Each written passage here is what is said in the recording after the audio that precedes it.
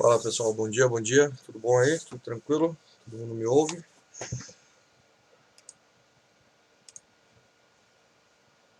Estamos ouvindo aí. Deixa eu só compartilhar a tela aqui. Ah não, já tá compartilhando. Tá gravando, tudo certo. Pois é, tá meio frio, né? É bom que dá pra... Eu não, né? Mas garanto que vocês estão debaixo das cobertas aí, né? Pessoal, então vamos lá. Depois de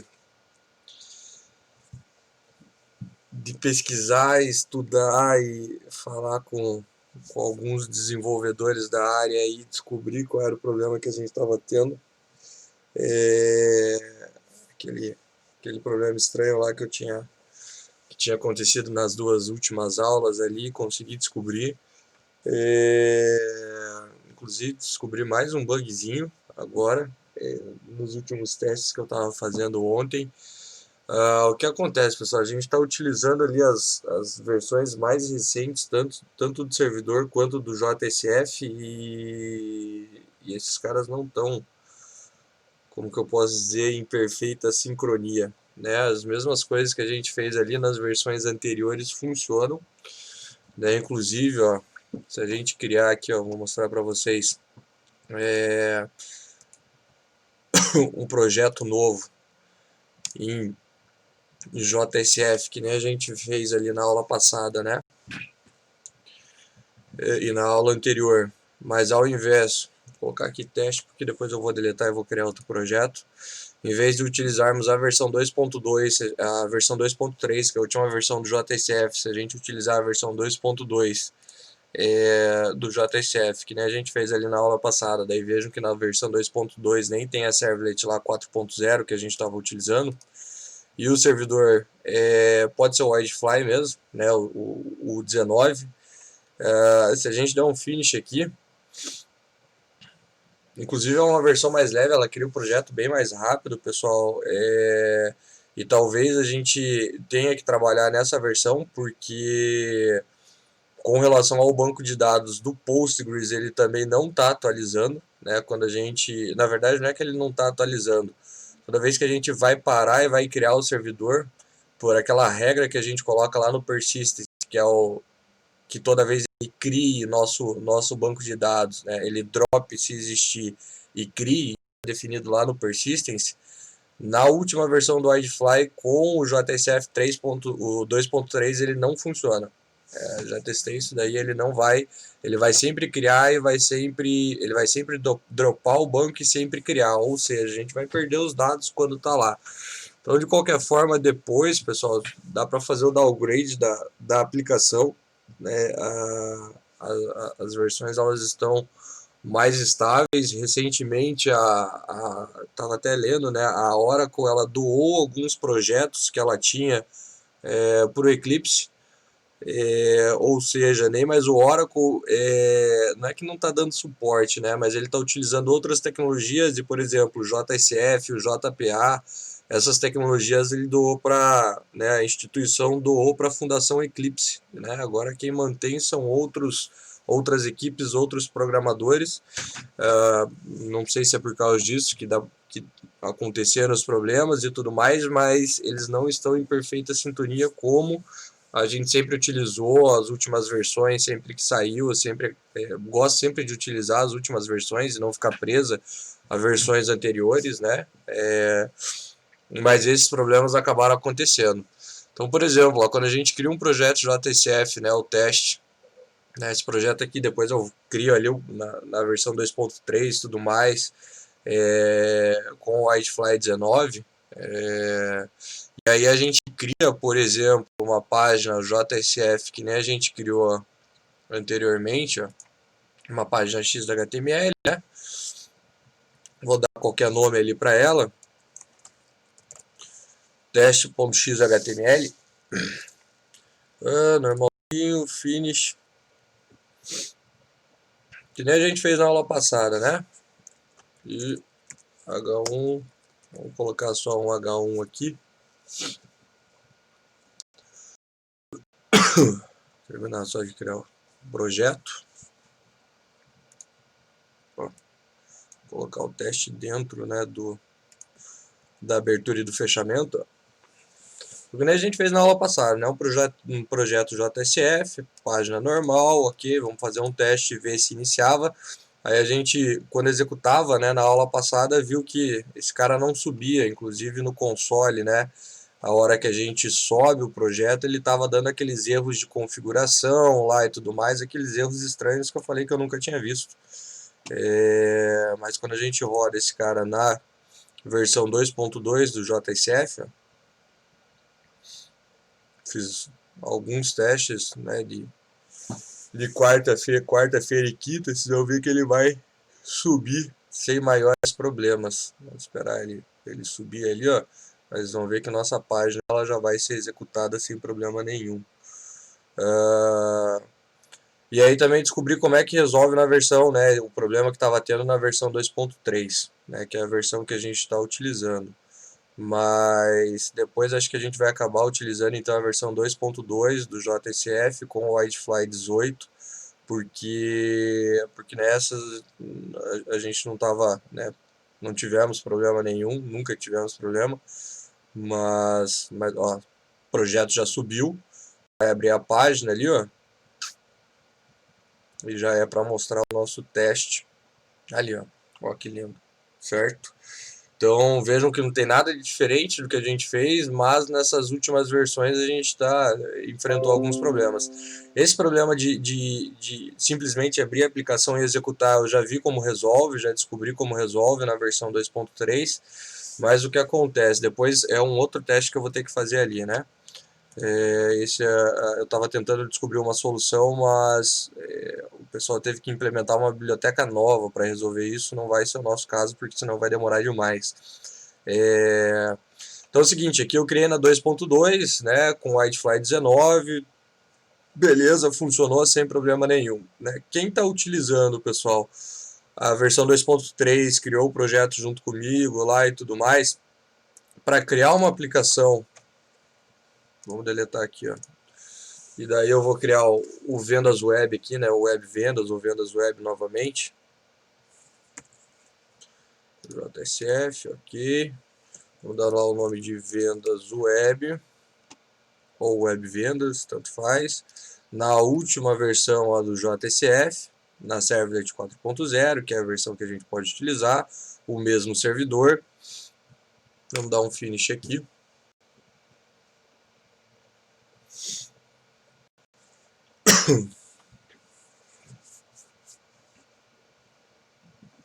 Ó, vejo que ele já até demora mais para criar, né?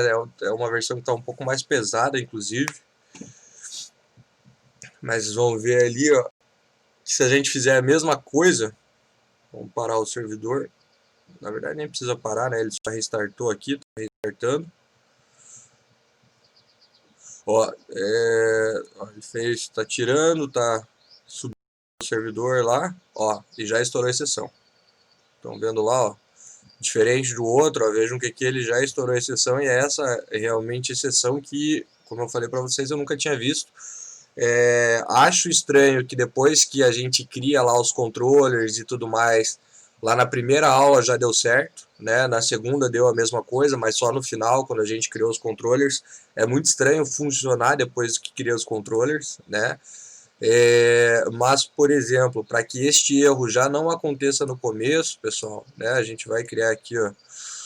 Vou criar aqui o cadastrar. Na 2.3 agora não tive problemas, e com o banco não tive problemas. Então, Paulo, mas você está utilizando o Postgres também?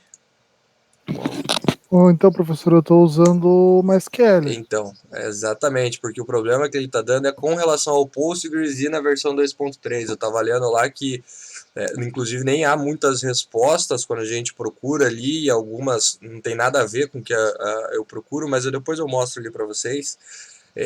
Mas talvez seja melhor passar para 2.2 mesmo. Quer ver? Ó, eu vou criar aqui o H1.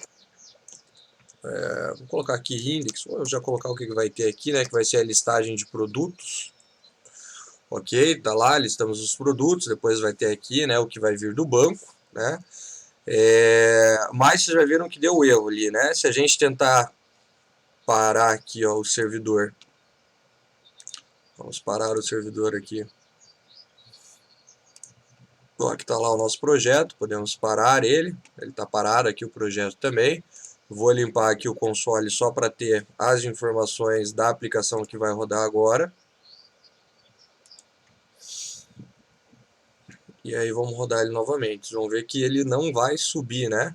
Ele vai tentar subir o servidor, na verdade o servidor sobe, mas na hora que ele tenta subir o nosso projeto, ele vai dar um undeployment lá, né? Então ele tenta fazer o deployment, como ele não consegue porque estoura a exceção, ele retira o deployment da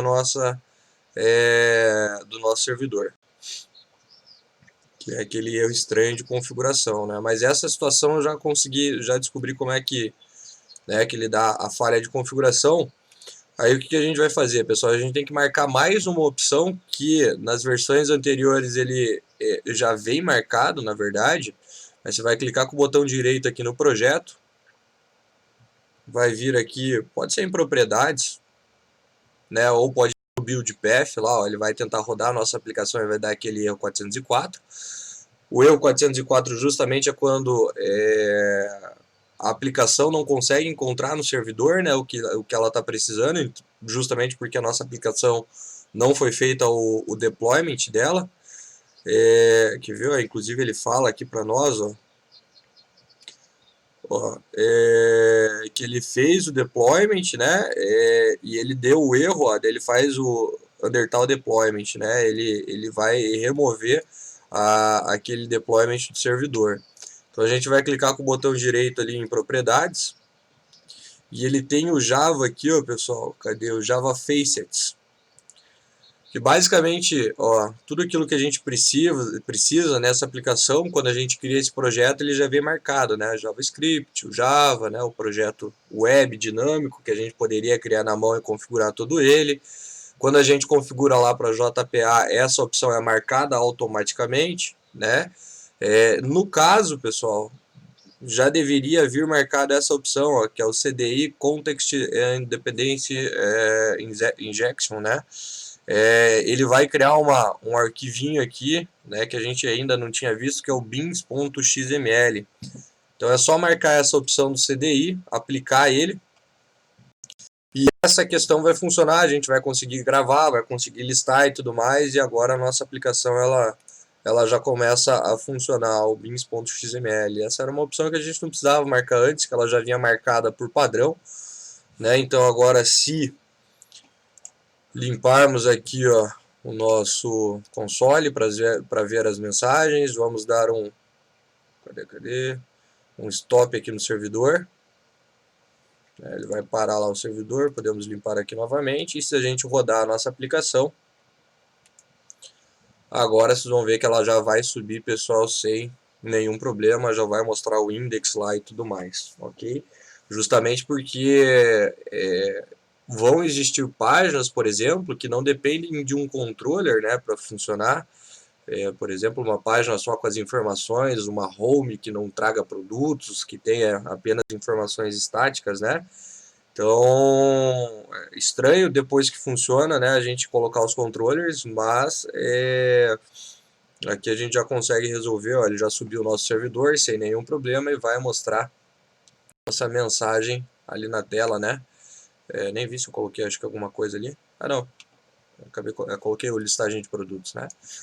Então tá lá, pessoal. Este problema resolvemos, ok? Então, não sei por qual motivo ele não marca a opção, mas isso já era para vir marcado por padrão, e na opção, na versão 2.2 funciona, por isso que eu ainda não havia visto aquele problema. Mas é uma coisa que, querendo ou não, quando a gente utiliza sempre as últimas versões, pessoal, alguns problemas sempre acontecem.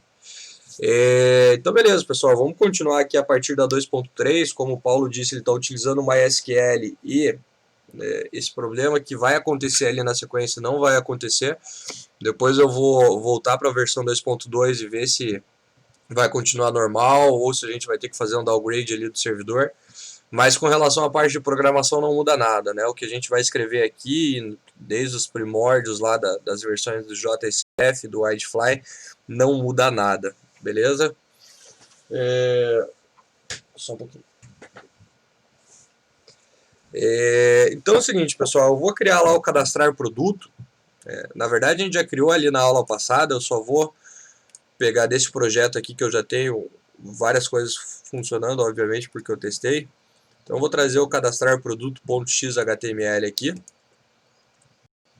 Ok. Essa página, pessoal, ela tá exatamente igual à página que a gente criou na aula passada, né? Então, o que acontece, né? Todas as caixas de texto, que são os nossos inputs agora, né? Que são as caixas de texto do JSF. Depois, pessoal, para quem já quiser dar uma olhada, vocês vão ver que o layout da nossa aplicação ela fica um tanto quanto feio, ela fica lá com o layout do HTML. A gente vai trabalhar com, pessoal, dá para trabalhar com Bootstrap, então quem conhece, pessoal, pode incluir o Bootstrap aqui na aplicação. Mas também, pessoal, tem uma biblioteca exclusiva para o Prime, para o JSF, pessoal, que é o Prime Face. Inclusive vou abrir o site. Não na aula de hoje a gente vai trabalhar, mas para quem já quiser dar uma olhada, na próxima a gente já vai começar a trabalhar com esse cara, né, que é uma biblioteca para os componentes do JSF. Então não dá para, por exemplo, colocar o Prime Faces lá em componentes do HTML, né? Se a gente abrisse só uma página do HTML, então precisa de um servidor e tudo mais. Então é uma biblioteca onde a gente tem uma interface um pouco mais bonita, alguns componentes, né, um pouco mais avançados, que fazem mais coisas que o próprio JSF. E na verdade é bem fácil de trabalhar com esse cara. Tem o Getting Started aqui, que você já pode começar a ver como é que instala ele no projeto, mas é igual o JDBC lá do Postgres ou de qualquer outro banco lá pelo Maven. Você vai fazer a instalação dele e aqui você já consegue ver como é que faz a instalação certinha, bem fácil.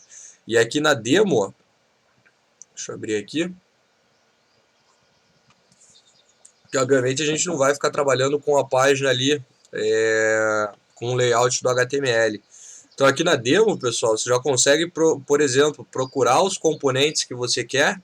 Quero um input, né? Que a nossa caixa de texto ali, quero um input. Ele já vai abrir aqui a área de inputs, tem vários e vários, muito mais do que o JSF padrão, né? Se você, por exemplo, selecionar o cara que você quer aqui, ó, essa própria página já vai te mostrar como é que aplica ele, né, na sua aplicação. Né? Então ele já mostra aqui, ó, se quer colocar um input, ele já fala lá, ó, coloca o input text utilizando a tag P. Professor, mas antes a gente utilizava a tag H, né, porque era a tag do JSF, beleza? Então vai ter que ter mais uma aqui do Prime Faces, depois que fizer a instalação dele, e aí a gente consegue utilizar, ela vai ter esse layout um pouco mais bonitinho aqui e tudo mais, além de termos mais opções aqui, pessoal, para trabalhar. Então na aula de hoje ainda a gente vai continuar, pessoal, com o HTML padrão, com o JSF padrão, que é o que é gerado para nós. Na próxima aula a gente já vai trabalhar um pouco mais essa questão de layout e depois já vai ver como que trabalha a questão de templates numa aplicação JSF. Mas para quem quiser ir dando uma olhada, já fiquem à vontade aqui, pessoal, para trabalhar com esse cara. Beleza. Então voltando para cá, pessoal, a gente tem o cadastrar produto. Ok? Aqui eu só tenho as caixas de texto, né? As 3 caixas de texto com... deixa eu tirar esse... Vou, na verdade, deixar comentado aqui. Depois eu vou mostrar uma outra questão desse cara aqui embaixo. Mas tenho apenas as 3 caixas de texto e o botão, a ideia é clicar ali, né, e gravar no banco. Né? Depois a gente vai fazer a listagem, depois vai fazer o remover e depois vai fazer o alterar. Né? Então deixar o CRUD completo ali para que vocês possam utilizar isso para os outros projetos. Então vamos lá, como eu criei um projeto de novo, né? Ele vem com a pasta Java Source aqui fora, a gente tem que sempre ter uma pasta dentro do Java Resources, então eu vou clicar com o botão direito ali só para converter ela ali pelo build path, né? Usar ela como uma pasta de código, mas nada impede de eu deletar e criar uma outra aqui, tanto faz. O que a gente precisa é que as nossas classes fiquem dentro do Java Resource, né? Justamente para que o JSF consiga encontrar elas ali. E aí vamos lá, né? Então vamos criar aqui os nossos pacotes. Vou criar aqui um pacote dos controllers, que são as classes que vão receber as requisições, né, as interações feitas aqui na view. Já vou criar aqui mais um pacote, que é o pacote do DAO. E já vou criar mais um pacote dos modelos. Vou dar um refresh aqui para ele reorganizar ali na pasta corretamente. Beleza. E aí vamos começar pelos controllers, né? Então eu vou criar aqui, que nem a gente criou na aula passada, o produto BIM, né? Por convenção a gente, né, todas as classes de controller que vão receber as requisições, né, do que é feito na página, a gente utiliza o prefixo ou o sufixo BIM, ok? Tanto faz, mas por convenção a gente acaba utilizando esse cara aqui. Estou fazendo hoje um pouco mais rápido porque a gente já acabou vendo isso, né? Eu que recriei o projeto.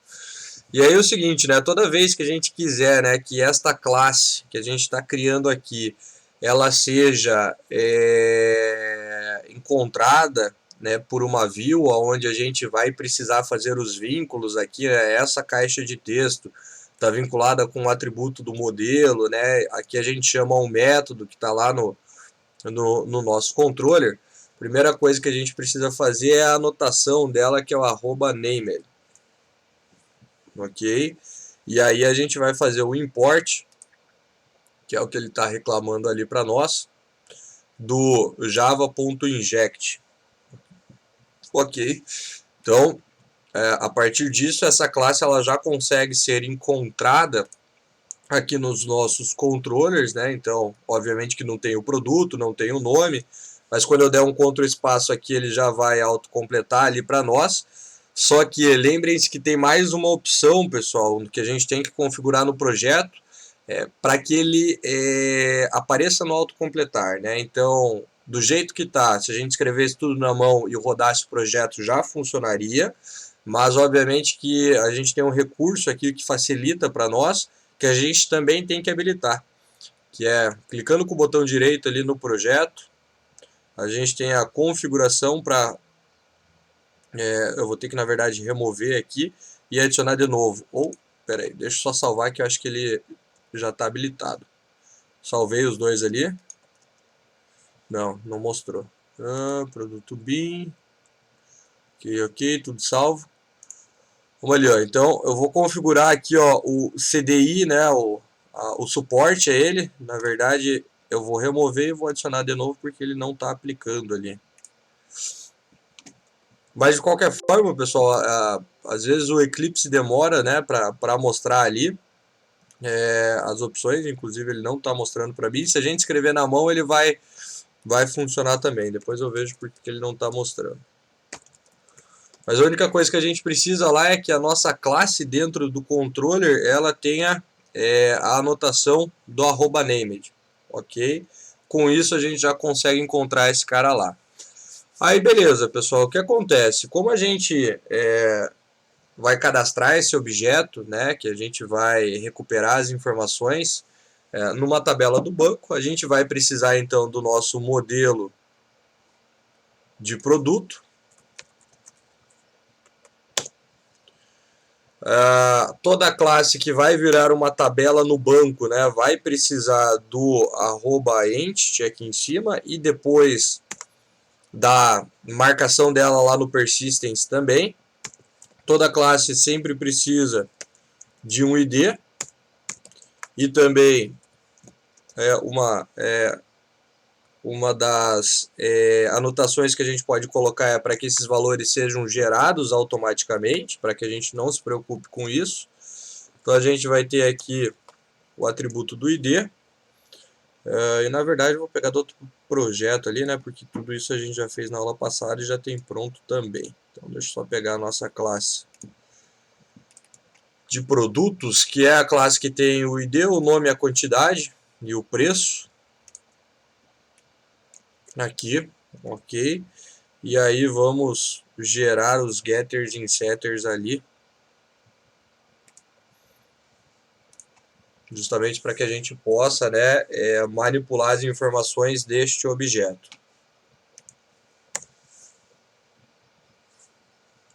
Beleza. Feito isso, então, a gente já consegue, pessoal, vincular todos os campos que a gente tem ali na nossa view. Ok? Deixa eu ver se ele está... Não está autocompletando. Só reescrever a sintaxe. Estranho. Mas vamos colocar ali, né? Produto bin, daí a gente vai ter o objeto ponto produto, que ainda não existe lá, né? E aqui ponto nome. Como os outros já estão vinculados, eu não vou reescrever eles ali na mão. E aí é o seguinte, vamos lá, né? No produto bin, o que a gente vai precisar? Vai precisar do objeto, né? Que vai ser vinculado, né? Que já foi ali vinculado porque aquela view já está pronta. Mas a gente precisa do objeto aqui, então quando a gente clicar lá no botão onde a requisição vai ser feita para esse controller, a partir do momento que a gente já tem todas as caixas de texto vinculado com o objeto que a gente vai criar aqui, né? Então um objeto do tipo produto. A partir do momento que a gente clicar lá, né, todas as informações vão fazer parte deste objeto, né, sendo cada uma delas em um atributo que a gente escolheu ali no vínculo com as caixas de texto.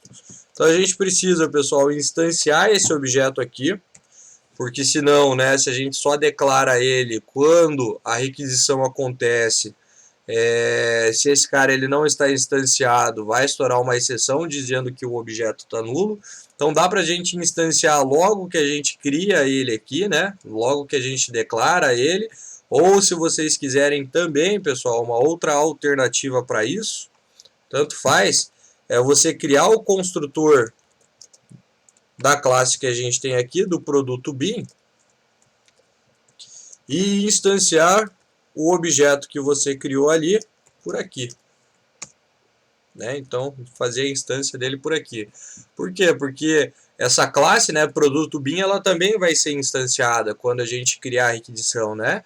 Então, quando ela é instanciada, se tem um construtor, a gente também pode construir o objeto de produto por aqui. E se a gente tivesse mais objetos, como a gente vai ter na sequência aí uma lista de produtos, a gente também pode fazer a instância dela por aqui. Então, dá para fazer tanto pela criação do objeto, quanto pelo construtor da classe, tanto faz. A única coisa que a gente precisa aqui obrigatoriamente é dos getters e setters para que o JSF consiga chegar até esse objeto, consiga chegar até o objeto e preencher as informações ali dentro dele. Então, vamos marcar ali o produto, né? Então, que nem os atributos, né, normal de uma classe de modelo. Então, o objeto aqui no controller também precisa do seu get e do seu set. E aí vamos criar o método ali cadastrar, que por enquanto não retorna nada. A gente pode fazer com que depois retorne uma mensagem, por exemplo, se a gente não quiser cadastrar produtos com o mesmo nome. Então dá para a gente retornar mensagens, né? Mas aqui geralmente nos controllers os métodos são void, aqui ele não precisa na verdade retornar nada, mas no método tem como a gente retornar lá para a nossa view uma mensagem, mas o método em si não precisa retornar nada, ok? Vamos chamar aqui o cadastrar, deixa eu ver se é o mesmo nome que eu tinha dado ali, mas acho que é. Cadastrar, ok. E aí, só para a gente fazer um primeiro teste aqui, ver se está tudo legal, a gente vai então colocar uma mensagem. Na verdade, vou fazer assim, né? Vou pegar o nome do produto, .get nome, mas tanto faz, aqui é só uma mensagem, né? E daí eu vou colocar ali, né? Que o determinado produto foi cadastrado com sucesso.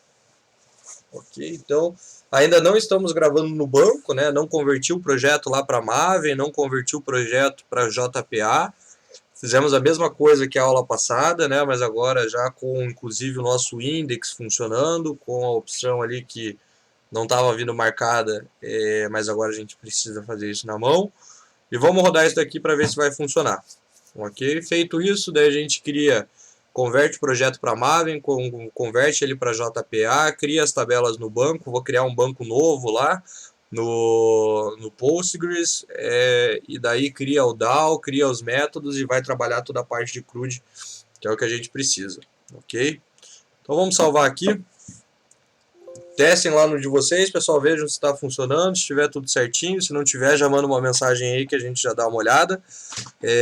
E daí, feito isso, a gente vai fazer o nosso projeto, né, interagir com o banco de dados. Deixa eu mandar rodar ele aqui, parar o servidor. E aí o que acontece, né, pessoal? Vejam que a gente tem que... eu gosto de fazer isso na mão para ter certeza que deu tudo certo. Mas sempre que você alterar alguma, pessoal, classe, né, que está dentro do Java Resource, obrigatoriamente você vai ter que parar a sua aplicação, o seu banco, na verdade, seu banco não, desculpa, o seu servidor e rodar ele novamente, porque tem que ser feito deployment, tem que pegar essas informações, né, criar o arquivo .or lá e tudo mais, né, que é o que o Whitefly faz automaticamente para nós, né. Eu gosto de parar e executar ele na mão, né, você pode clicar com o botão direito, mandar rodar, mas às vezes ele não acaba criando o projeto novamente e executa a versão anterior, ok? Então, sempre que alterar alguma coisa do controller, tem que parar o servidor e rodar de novo. Se for uma alteração só da view, né, só na view aqui nos arquivos XHTML, que depois a gente roda com a extensão .jsf lá, não há necessidade de parar, é só salvar e recarregar no seu servidor, né, no seu navegador, que ele vai rodar, ok? Mas se não, vem aqui para o projeto, e aí vamos rodar ele novamente.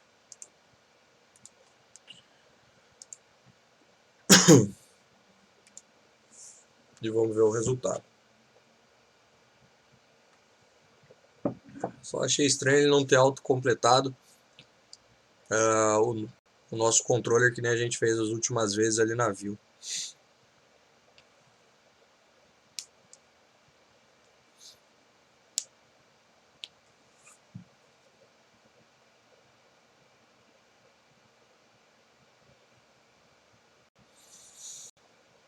Tá lá, vai subir então ali a nossa aplicação.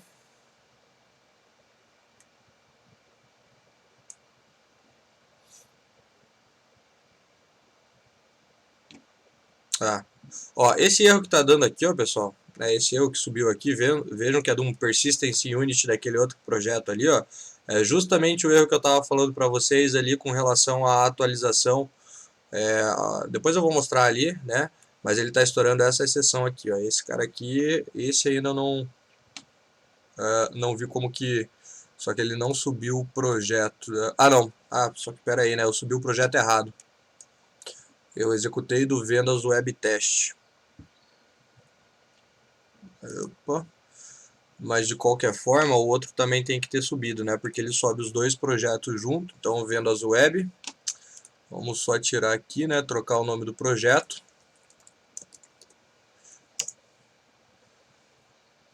Tá lá a nossa página. Ok? Como os dois estão configurados ali, deixa eu tirar o outro, justamente porque não há necessidade de subir os dois. Mas aquela exceção que mostrou ali é daquele erro que eu comentei ali no começo. Então, só deixa eu tirar esse cara. Porque não há necessidade de ficar subindo dois projetos. Deixa eu só ver se ele deu alguma coisa no console, se ele reiniciou, mas acho que não. Beleza. Então vamos lá, né? Vamos colocar aqui, ó, o produto bolacha, quantidade 1, 2, 3, preço 4, 5, 6 e vamos dar um cadastrar. E ele não conseguiu encontrar o meu produto BIM, justamente porque ele... Deixa eu só ver ali. Ele não fez o vínculo. Deixa eu só ver ali o que aconteceu. Cada dia é um erro diferente, né? Aos poucos eu vou mandar a lista de erros lá para o pessoal que está desenvolvendo. Deixa eu só ver aqui.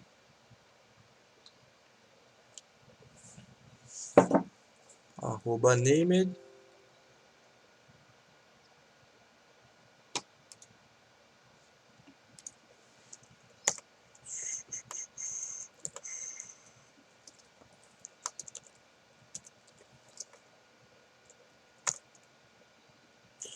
Ele não está encontrando o meu... Deixa eu só ver se eu fiz certo, né? Não, mas está certo. Deixa eu só ver porque ele não está encontrando o meu controller. Mas já era para ele ter encontrado.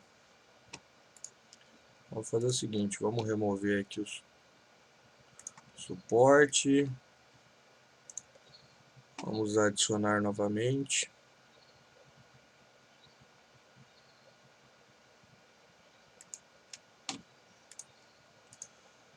Dá um apply.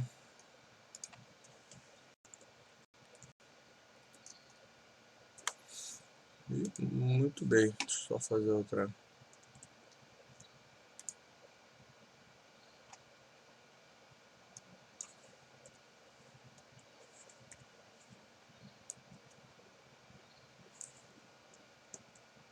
Ah, pera aí, né? Faltou. Faltou colocar o request scoped. Mas com o @named já era para ele aparecer. Inclusive na aula que vem, pessoal, bem provavelmente que a gente vai começar a trabalhar com outros tipos de escopo, a gente vai entender o que é esse cara aqui e quais tipos de escopo a gente tem dentro de uma aplicação JSF. Só ver se ele vai... faltou colocar a anotação ali, né, do request scoped, tá certo. E aí agora, inclusive, se a gente remover aqui, ele já vai mostrar ali para nós, ó, produto, ponto, aí sim, o cara que a gente quer. Beleza. Como a gente fez uma alteração, né, no controller, vamos reiniciar aqui o servidor.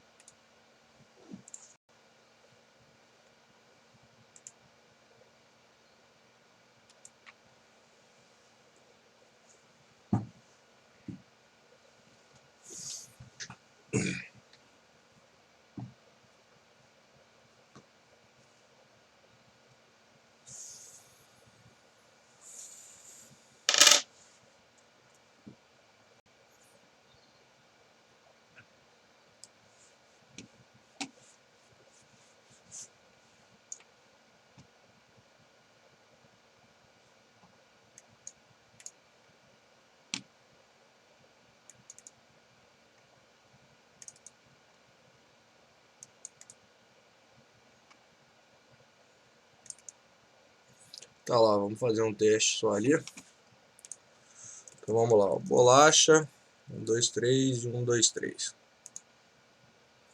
Beleza, né, não deu nenhum erro, ele redireciona para a mesma página, porque a gente não está redirecionando para lugar nenhum.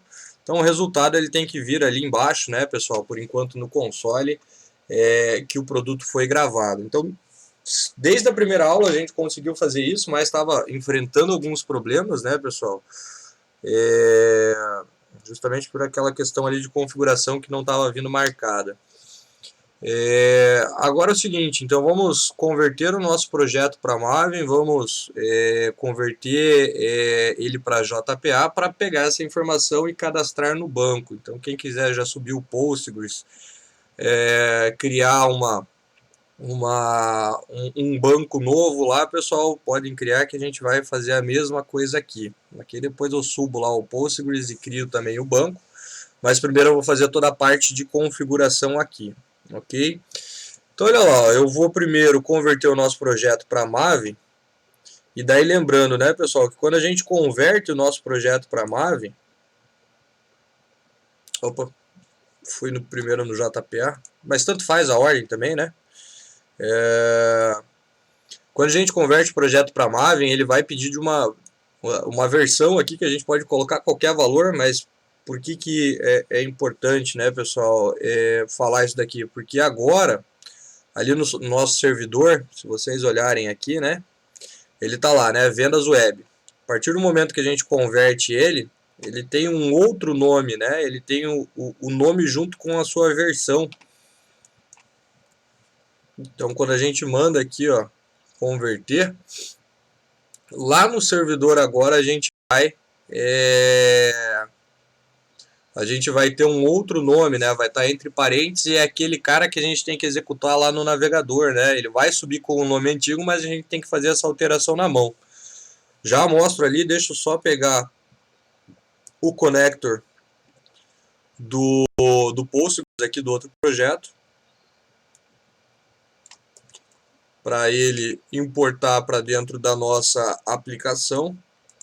E deixa eu fechar esse cara aqui, que eu acho que eu não vou precisar mais nada dele.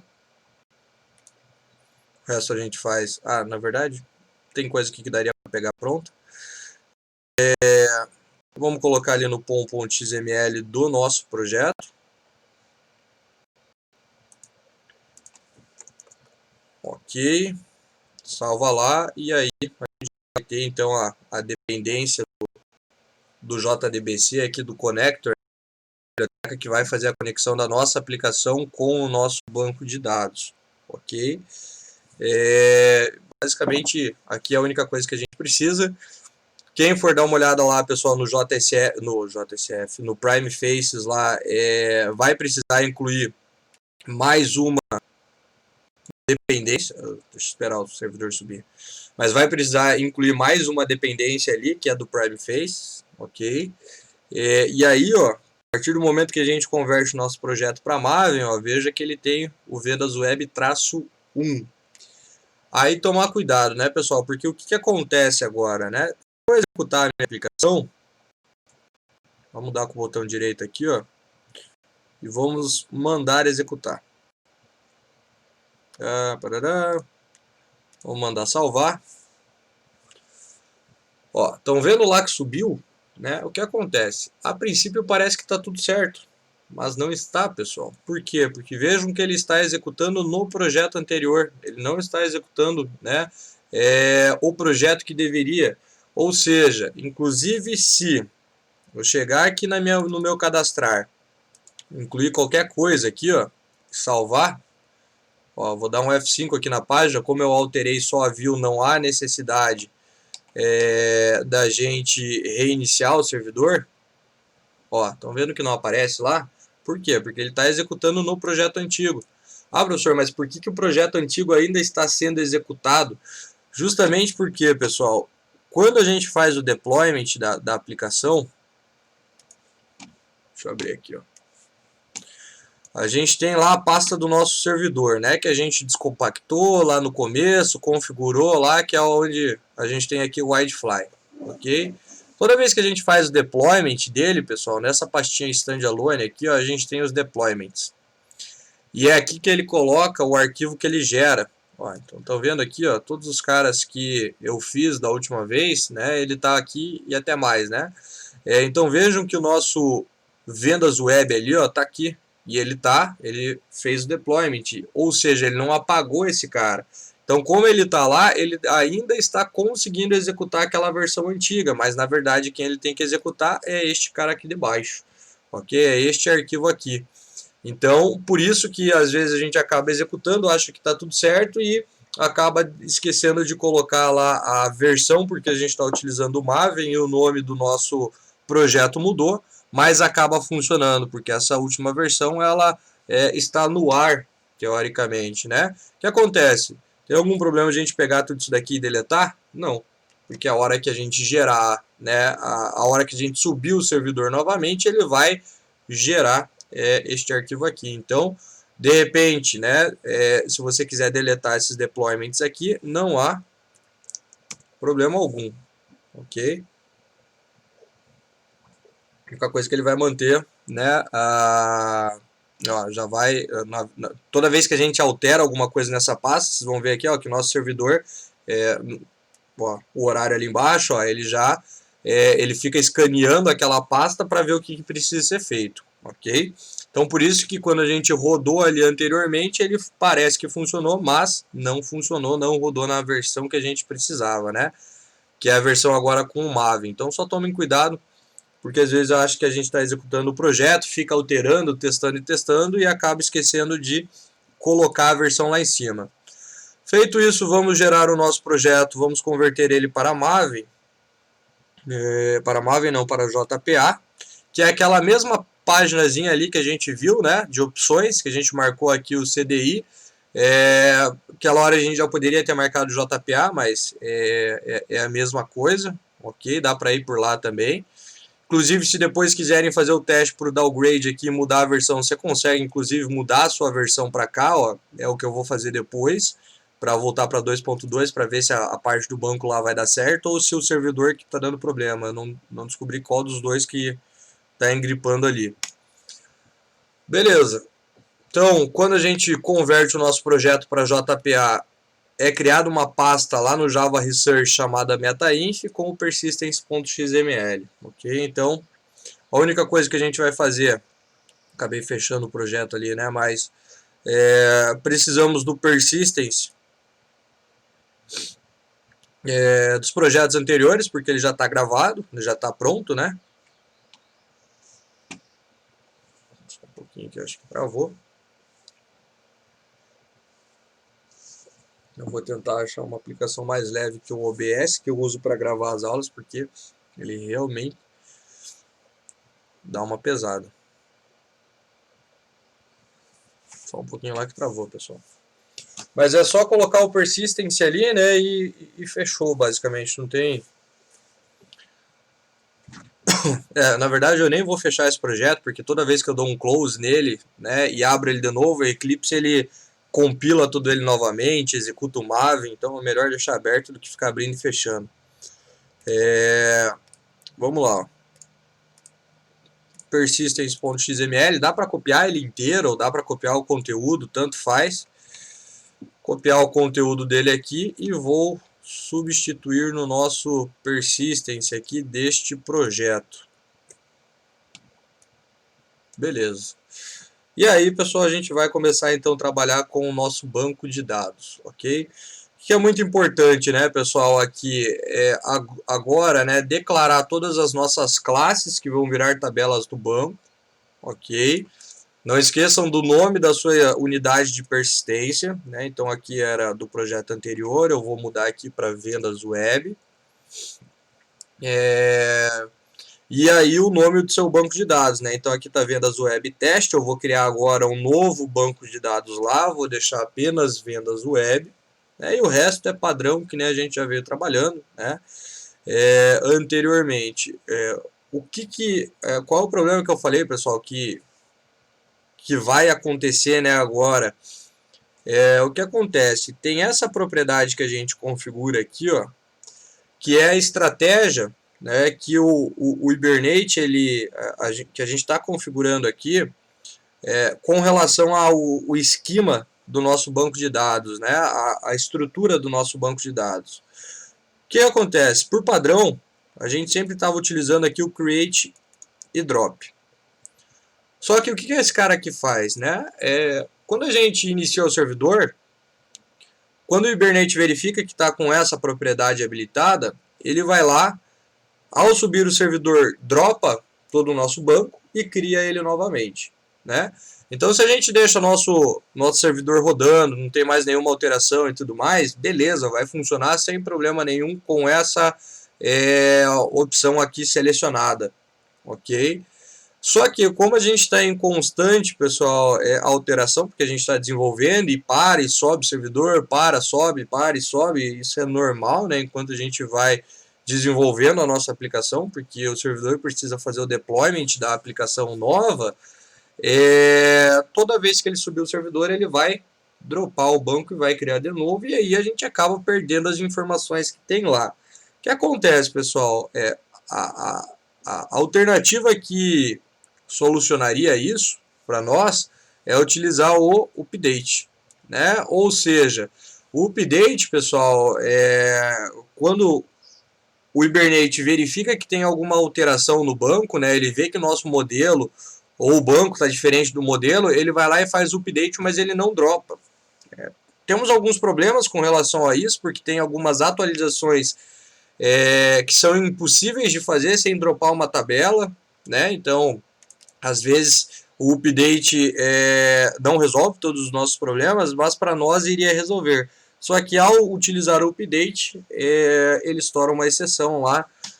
Depois eu mostro ali para vocês, a gente pode testar, dizendo que ele não encontra uma determinada tabela do próprio Postgres. Não é um erro nosso, não é um erro da nossa aplicação e tudo mais, mas ele não consegue encontrar, ok? Vou testar fazendo o downgrade depois para o 2.2 ou o WideFly voltando para o 18 para ver se resolve. Como vocês viram ali, né, o Paulo falou que está utilizando uma MySQL e não teve esse problema, né? Então é alguma questãozinha do, novamente, daí eu tenho que descobrir se é do JSF ou do WideFly, mas isso é fácil de descobrir, que não está bem alinhada, que não está funcionando. É um bugzinho que às vezes acontece, né, pessoal? Nem tudo é perfeito. Mas beleza, dá pra gente começar a trabalhar aqui, dá pra gente fazer a aula de hoje normalmente. Para a próxima eu já trago a solução, vejo se a gente precisa mudar o servidor ou trabalhar com JSF 2.2 para resolver esse problema, porque obviamente que a gente não vai ficar cadastrando todas as informações quando iniciar a aplicação, justamente porque a gente está trabalhando com o banco, né? Se estivesse trabalhando em memória, não tinha o que fazer. Mas então vamos lá. Então aqui eu já tenho a nossa classe de modelo definida, né? Nosso persistence já está configurado. Eu vou subir o meu banco de dados.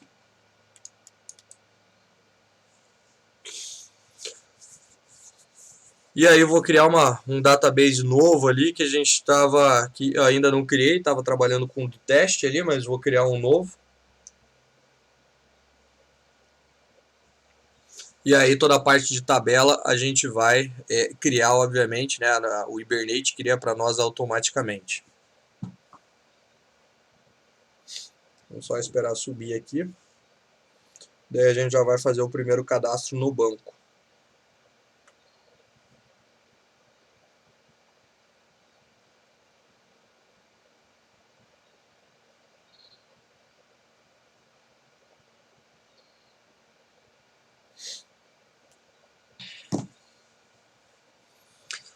Beleza, subiu aqui o banco. Vamos só logar.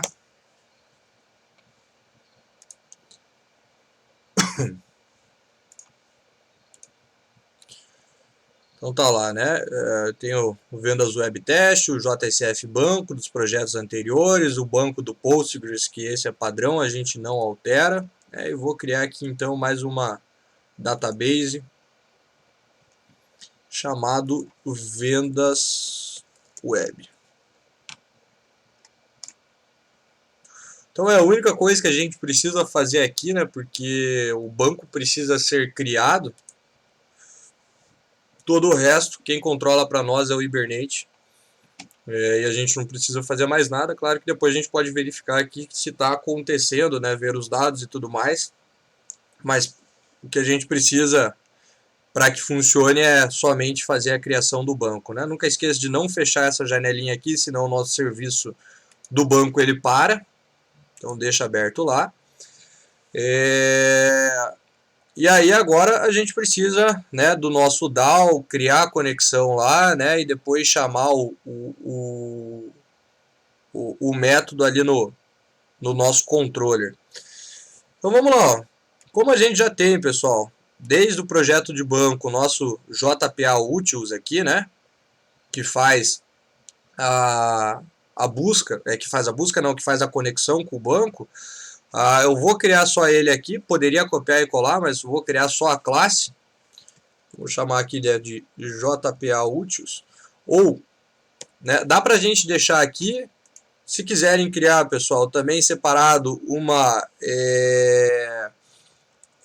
um pacote dos utilitários, pode criar também, sem problema nenhum, porque depois a gente vai criar um JSF Utils também. Então, se vocês quiserem agrupar essas duas classes de utilidade no mesmo lugar, não tem problema. Deixa eu só fazer o rename dele aqui,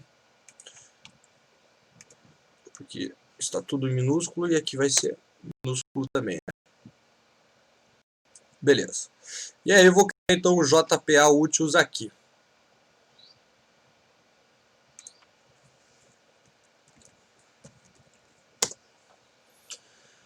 Não vou criar, né, e toda aquela questão que a gente já viu lá na mão, vou aproveitar, eu criei errado, né, criei no venda, deixa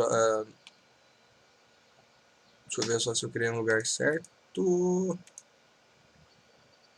tá aqui, eu renomeei o outro. Vou pegar aqui, ó, o conteúdo da classe. Eu criei no projeto errado. Que é o objeto que estabelece a conexão lá com o banco. Agora sim, deixa eu criar no lugar correto.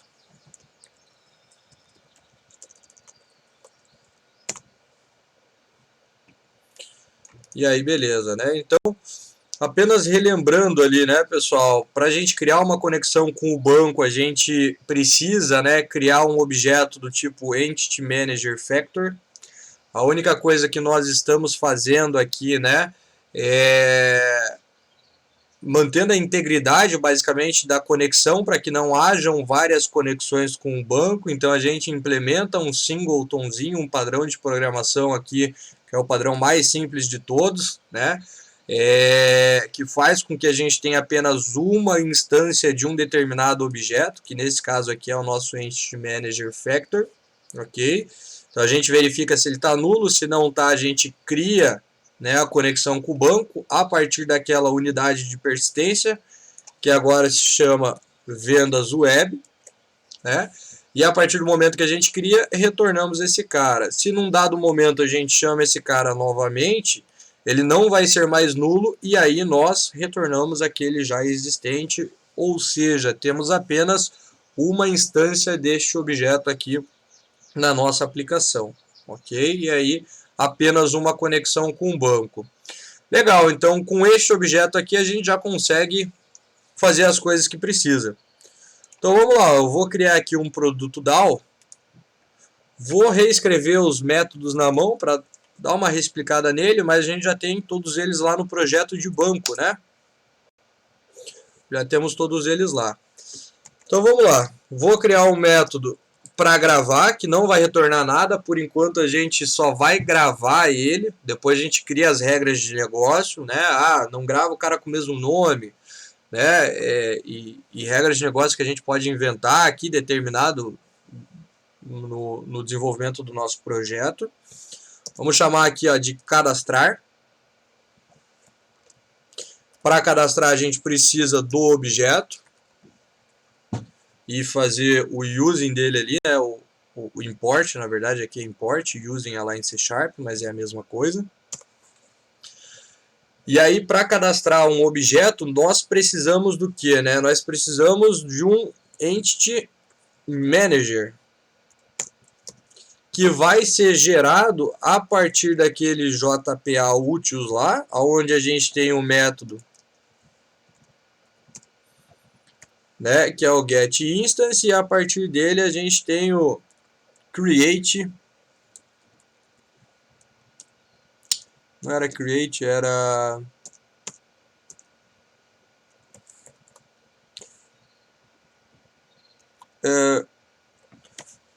deu um branco agora, né? Como é que eu crio... Esqueci o nome do método. Deixa eu só pegar aqui que agora deu um branco.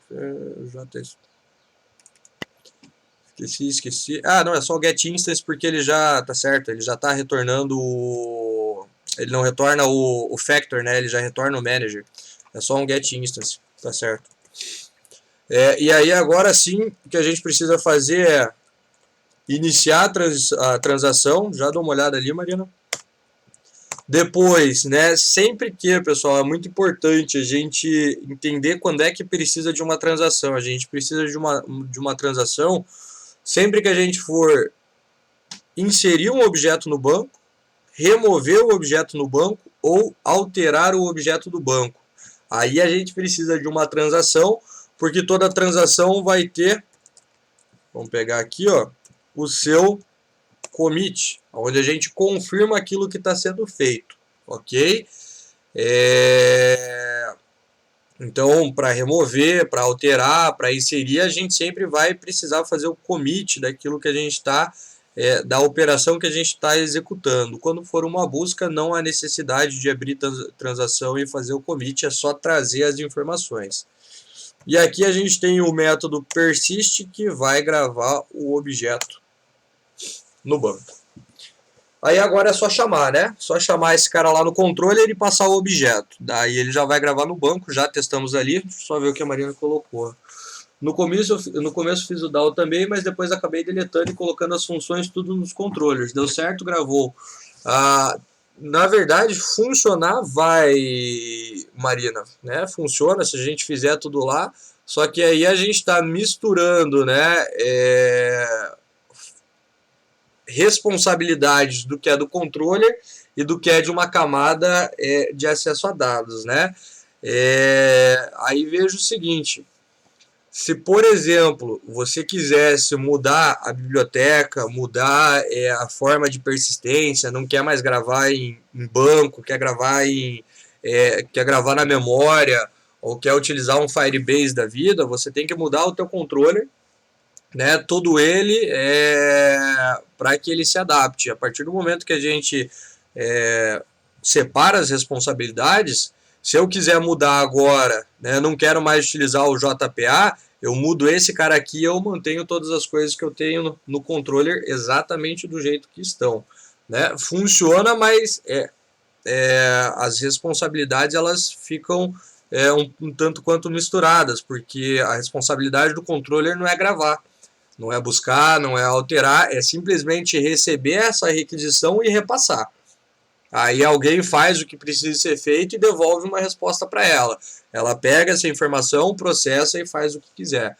Então, funcionar vai, mas a gente tem as responsabilidades um tanto quanto bagunçadas ali. Por isso que a gente vai criando os pacotinhos aqui para deixar isso bem separado. Beleza? E por fim, pessoal, cadê?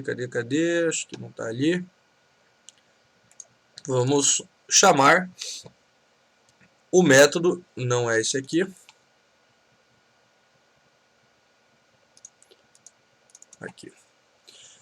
Por fim, vamos chamar o método aqui. Por enquanto, mostramos uma mensagem ali no próprio console. E depois, na sequência, a gente já vê como é que faz para mostrar uma mensagem para o usuário, né, ali na tela. Então, produto DAO, ponto, cadastrar, passa o objeto de produto, pessoal, e sucesso. Agora já é para ele mostrar ali. Vocês vão ver que quando a gente subir agora o nosso projeto pela primeira vez com o Persistence, ele vai subir ali de uma... vai mostrar que encontrou a nossa unidade de persistência, né? A partir do momento que a gente clicar ali para cadastrar, nós vamos... ele vai criar o banco, o banco já está criado, vai criar as tabelas e tudo mais, e vai gravar. Então vamos dar um clear aqui e parar o servidor, startar ele de novo.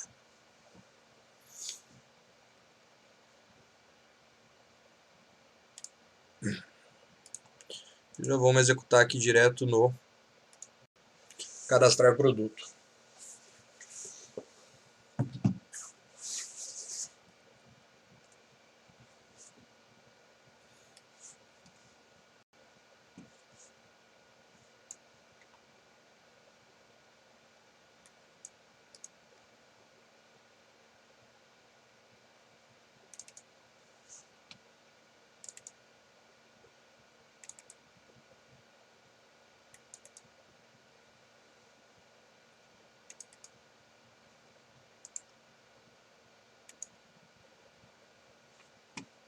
Opa.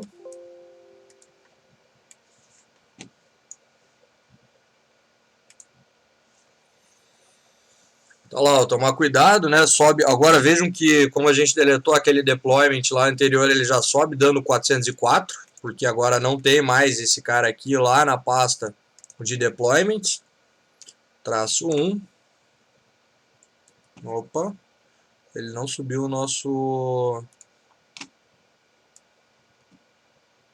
Não, subiu sim, subiu sem erro.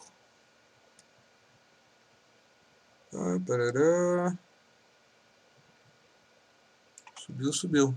Deixa eu ver ali, vendas web. Deixa eu só ver o meu servidor como é que ele tá. Vendas web, traço 1.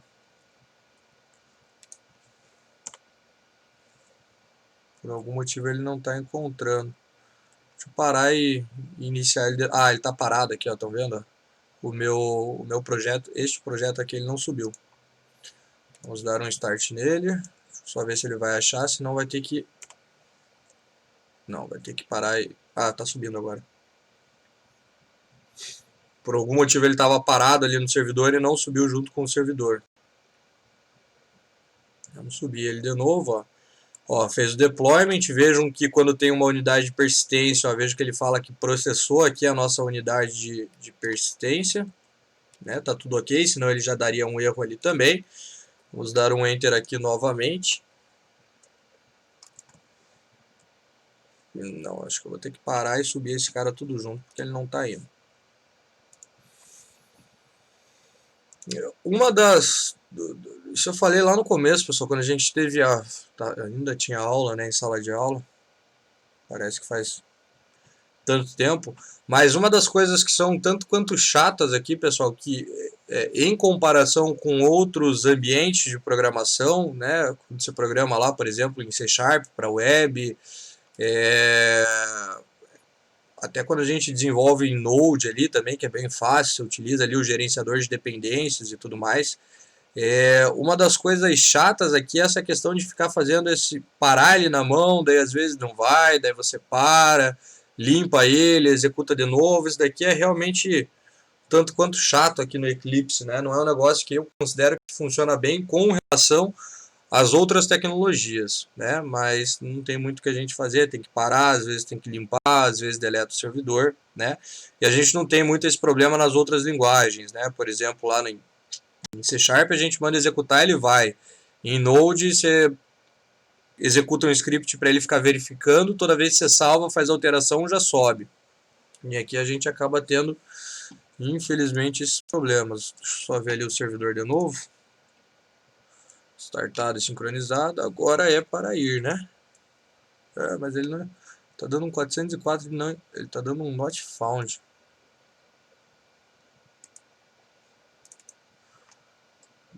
Deixa eu só ver se é o projeto vendas web. Deixa eu dar uma olhada aqui porque ele não está encontrando. E agora está subindo sem erro.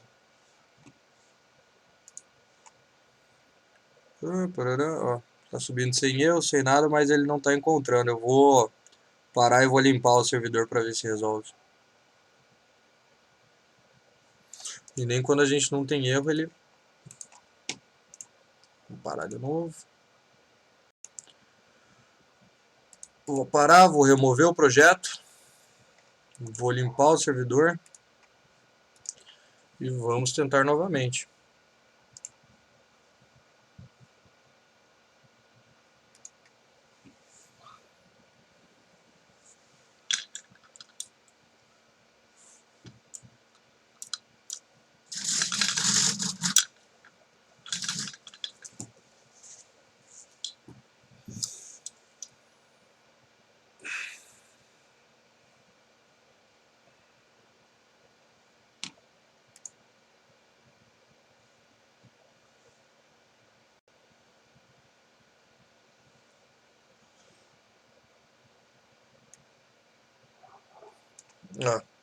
Ele não estava realmente subindo, né? Vejo que aqui ele...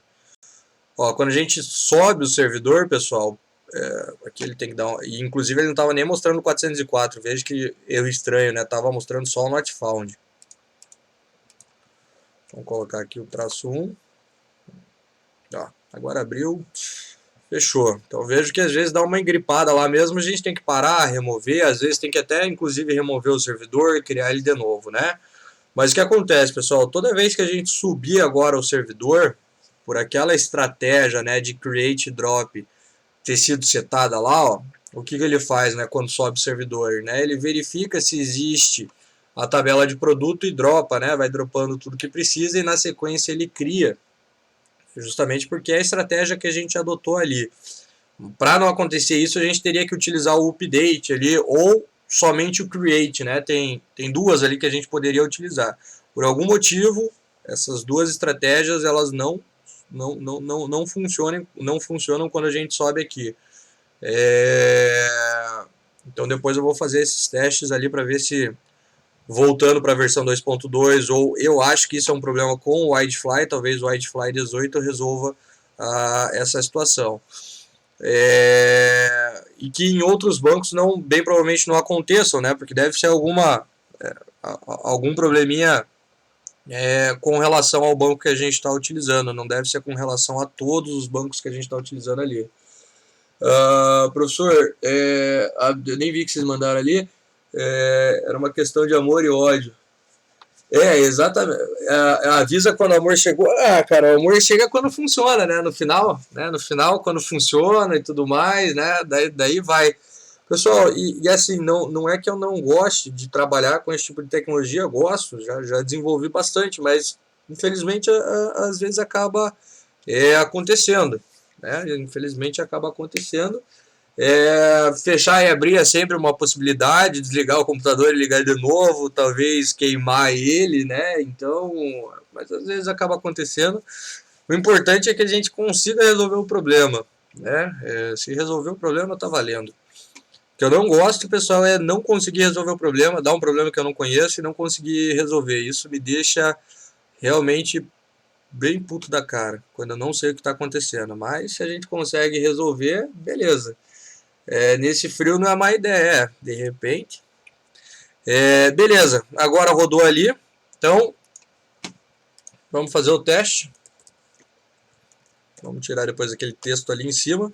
Não se preocupem agora com o layout. A próxima aula a gente vai começar a deixar esse cara aqui bonitinho. Vamos cadastrar. Primeira vez ele vai demorar bem provavelmente um pouquinho, porque tem que criar lá as tabelas no banco e tudo mais. Ó, se a gente olhar o console, já é para ter rolado um insert values ali, ó. Tá lá, ó.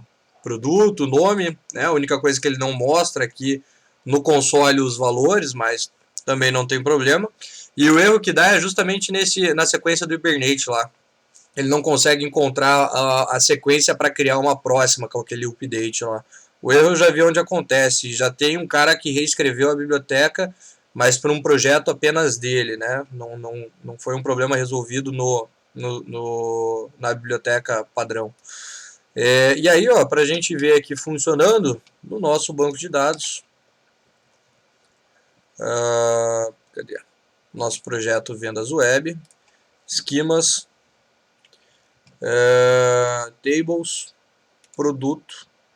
Ó, já criou a nossa tabela, né? Vamos clicar com o botão direito aqui, ó, e executar um script de select em cima dele. E já é para a gente ter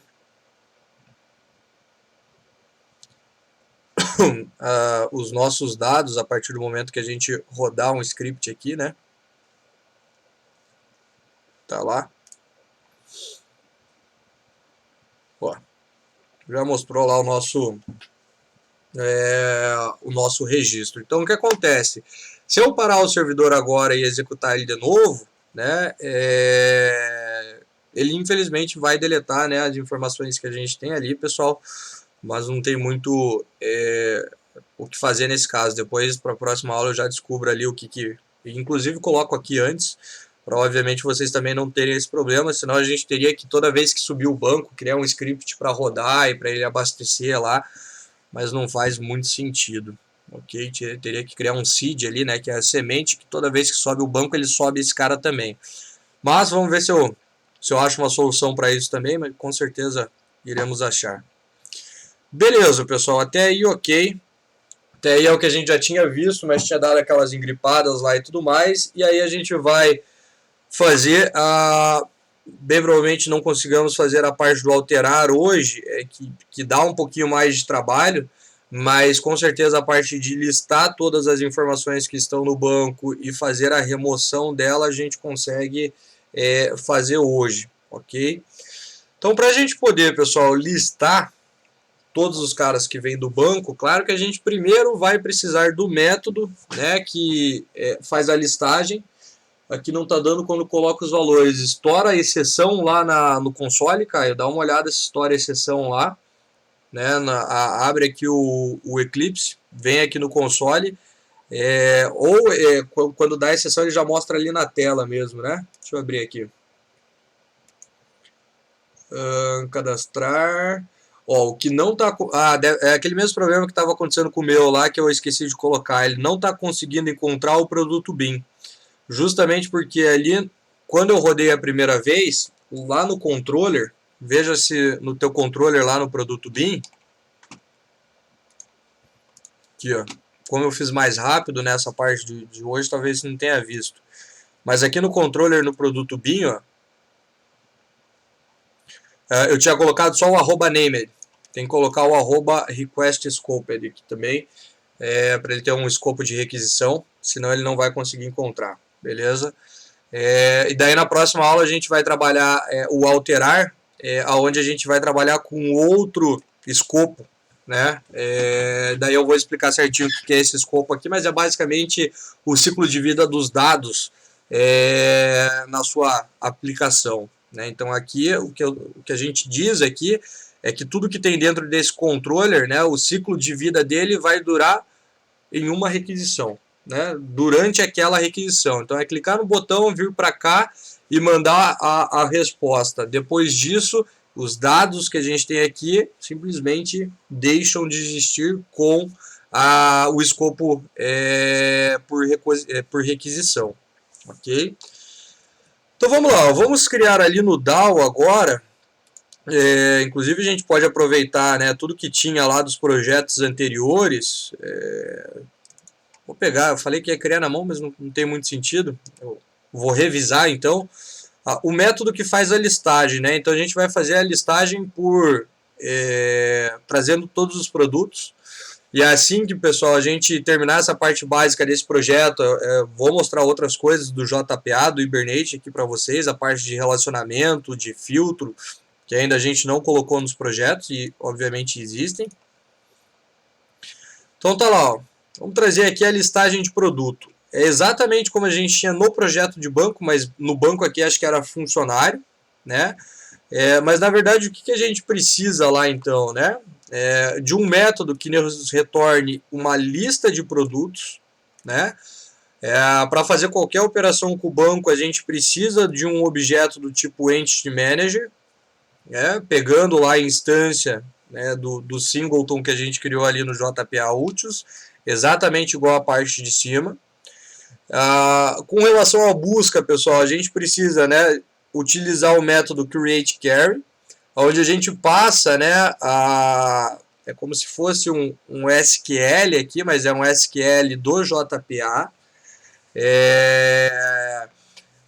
E aí a gente diz em qual tabela a gente quer buscar e tem que dar um apelido para essa tabela, e sempre que a gente utiliza, né, pessoal, o apelido que a gente dá aqui no select, ele vai trazer todo mundo, ok? Mas poderia colocar aqui um p.nome, ele traria somente para nós, né, o nome e escolher quais os campos a gente quer. Nesse caso aqui a gente quer todo mundo. De qual classe a gente está fazendo essa busca, para ele saber em qual tabela basicamente tem que ir, e transforma todo esse resultado, né, disso daqui para uma lista, né? Então pega o resultado transformando ele para lista e simplesmente depois, retorna essa lista lá, né? Inclusive se a gente colocar toda esta linha aqui, ó, no lugar do produtos aqui, ele também funciona, né? Que a gente armazena numa lista e depois retorna a lista. Mas se a gente colocar tudo isso daqui já dentro do return, ele vai funcionar também, ok? Então aqui a gente está trazendo todos os produtos existentes, pessoal, dentro do nosso banco, beleza? E aí a gente precisa listar eles na tela. O que acontece, pessoal? Assim como o cadastrar, onde cada caixa de texto aqui, né, estava vinculada com um atributo do modelo, para fazer a listagem, né, a gente vai utilizar um componente do JSF que também precisa ter vínculo com alguém lá no controller, ok? Inclusive, uma coisa que eu não mostrei aqui, né, pessoal, mas eu já falei nas aulas anteriores, se vocês olharem o código-fonte desta página aqui, né, vejam que ela não está da mesma forma que a gente programou. Vou aumentar um pouco aqui, ó, lá no Eclipse. Então, por exemplo, se a gente olhar o form aqui, ó, vejam que, ó, a minha caixa de texto, que era um H, dois pontos, né, input text lá, ó, vira um input, cadê? Ó, type text, né, com um nome que ele cria, ok? Então vejam que o trabalho do servidor também, né, pessoal, é converter aqueles componentes do JSF para algo que o navegador consiga entender, porque o navegador não entende, pessoal, os componentes em JSF. O navegador só entende HTML, CSS e JavaScript. Então, quando a gente dá um Enter aqui para abrir essa página, essa requisição vai até o servidor processa essa página para nós, um dos processos, né, um dos passos do servidor é pegar tudo isso daqui que a gente criou, desta forma aqui e devolver para algo que a nossa página consiga entender, né? Então esse HForm vira um formulário do HTML, esses caras aqui viram componentes do HTML, porque ao final o que o navegador precisa processar são coisas somente em CSS, em JavaScript e HTML, ok? Então por isso que nós não temos esses componentes como programados aqui no Eclipse. Beleza, pessoal, então vamos lá, o que a gente precisa vamos colocar aqui no index, aqui a gente até pode colocar um H2, depois vai mudar um pouquinho isso daqui, né? Vamos chamar de cadastrar produto, mas é só um hintzinho ali, uma identificação. Mas na aula que vem a gente vai trabalhar essa parte de layout. O index vai servir para listar os produtos, ou pode dar o nome ali de listar produtos, o nome que você quiser, ok? Para a gente poder, pessoal, uma das formas, né, da gente listar os itens, qualquer lista, na verdade, de qualquer objeto utilizando o JSF, utilizando um componente dele aqui, ó, chamado data table. Então esse cara aqui ele funciona basicamente como um for each. Muitos componentes no JSF funcionam como um for each, onde ele vai percorrer uma determinada lista, né, e daí vai montar ali essa lista de acordo com o que a gente definir ali, certo? Só que esse cara aqui, ele também vai precisar, pessoal, assim como a gente fez aqui nos inputs, de alguém lá no meu controller que tem essa lista. Então a primeira coisa que a gente precisa fazer é criar, assim como criamos um objeto de produto, só que nesse caso a gente precisa de uma lista de produtos, né? Chamado, pode ser ali, ó, produtos. A gente vai precisar deste cara aqui. Tá reclamando aqui do import. Beleza. Gera o getSet desse cara aqui. Só que não está pronto ainda, né? Então gera o getSet. Se quiser instanciar ele aqui também, assim como o objeto de produto, pode instanciar ele também. E aí a gente vai ver como é que trabalha com esse cara lá na view. Então já pode ir instanciando, criando os getsets ali. E a gente, nesse cara, tem uma pequena diferença com relação ao produto.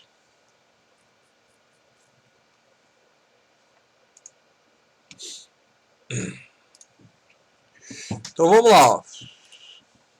Podemos instanciar aqui, para que obviamente esse cara não fique vazio. Instanciamos ele ali, né? Ele é uma lista, mas a lista é uma interface, então o objeto concreto é um array list ao final. E aí podemos criar o get e o set desse cara. Normalzinho, que nem fizemos nos outros. Vamos só trazer aqui para manter uma ordem aqui para baixo.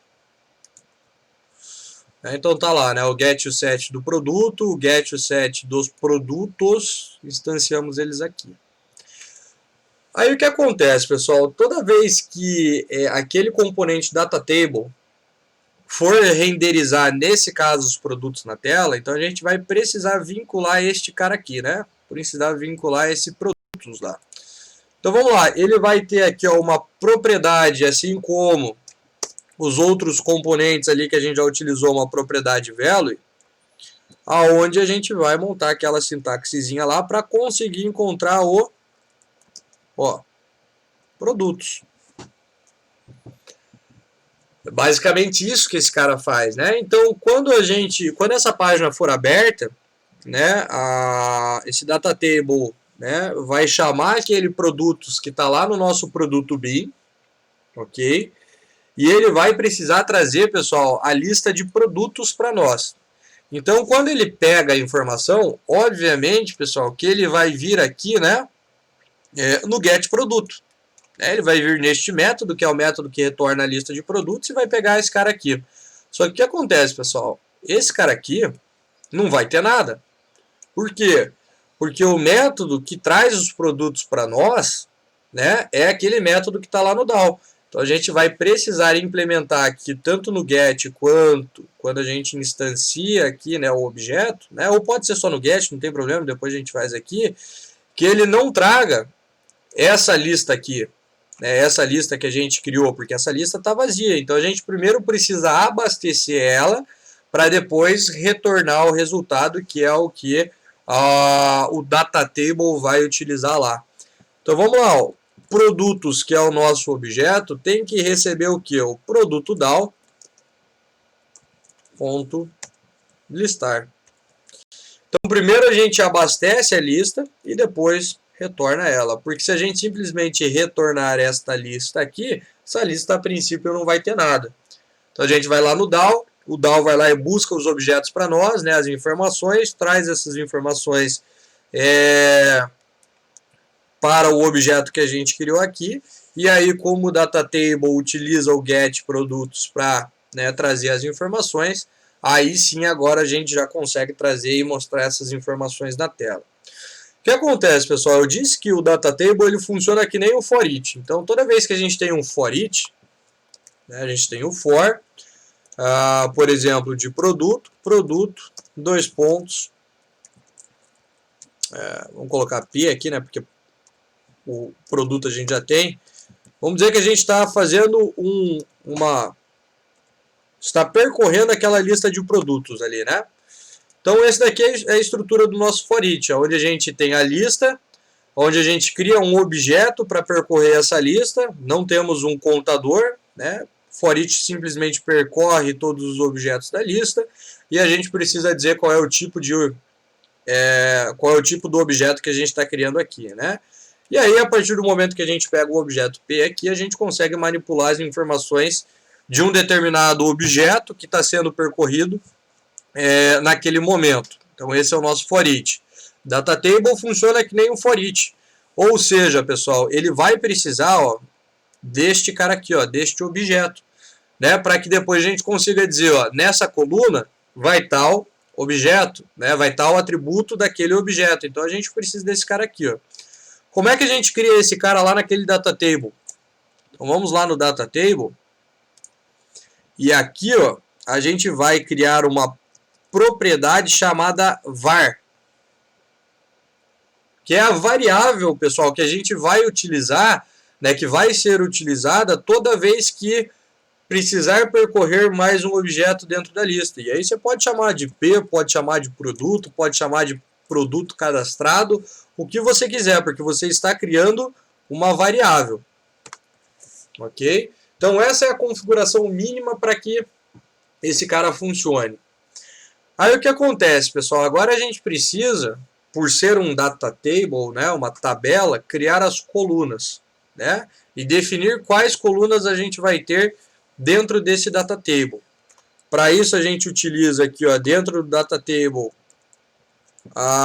um componente chamado column, e aí a gente vai precisar de uma coluna de um hcolumn, né, para cada coluna da nossa tabela. Para que a gente tenha, pessoal,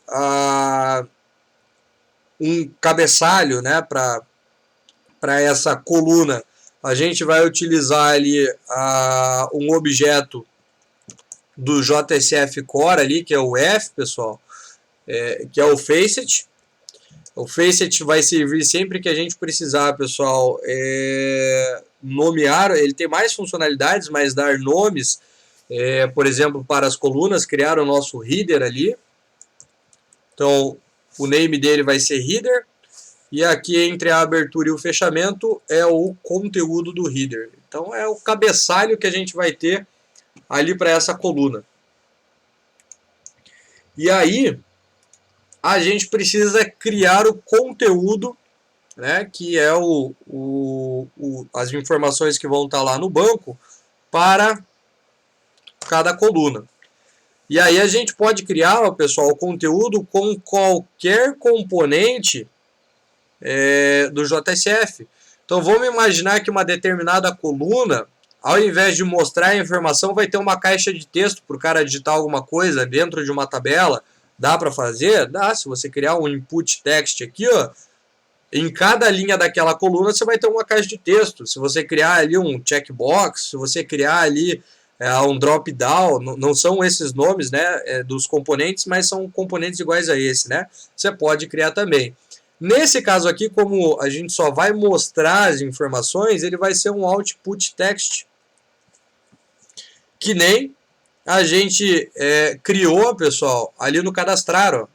Então no cadastrar a gente tinha os labels ali, ó, é o mesmo, ou pode ser um output label também, tanto faz, mas a ideia é a mesma, que não seja um componente editável, que seja apenas um texto ali, né? Então, quando a gente tem um texto de saída, a gente pode utilizar o output text, mas aqui daria para colocar qualquer componente do JSF.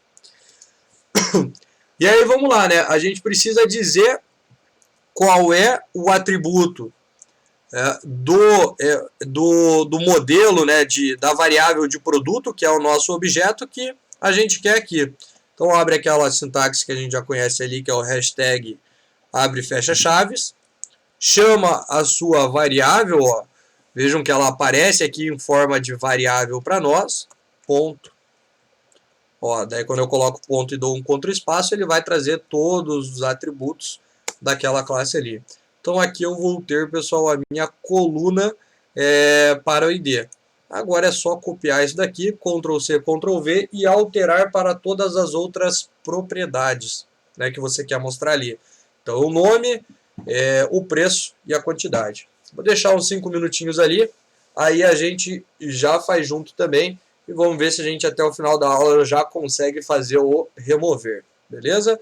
Mas faz o seguinte, então coloca todos esses caras ali, salva, executa, como bem provavelmente o seu servidor vai reiniciar, ele vai dropar o banco, cadastra ali uma nova informação, uma ou duas, e aí abre a página de listagem e vê, pessoal, se os seus produtos foram, ou qualquer outra entidade, né? Mas se eles foram exibidos ali na tela. Beleza? Faz um teste ali. Se funcionar, maravilha. Se não funcionar, manda uma mensagem que a gente já dá uma olhada aqui também. Vamos ali então, pessoal. Vou simplesmente copiar e colar aqui para as próximas colunas. A gente vai ter o nome.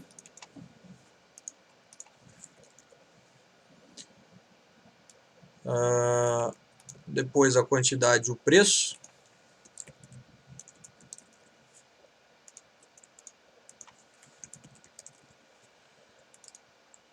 E o preço aqui.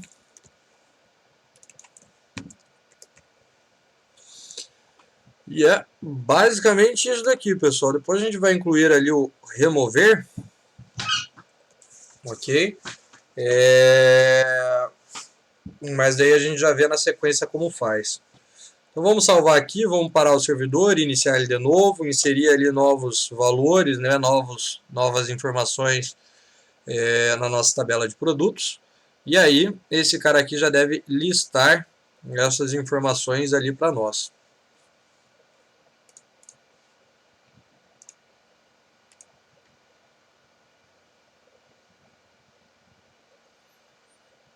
Então vou direto aqui no cadastrar, porque eu sei que ele vai dropar ali o banco, e daí já vamos cadastrar e já vamos listar.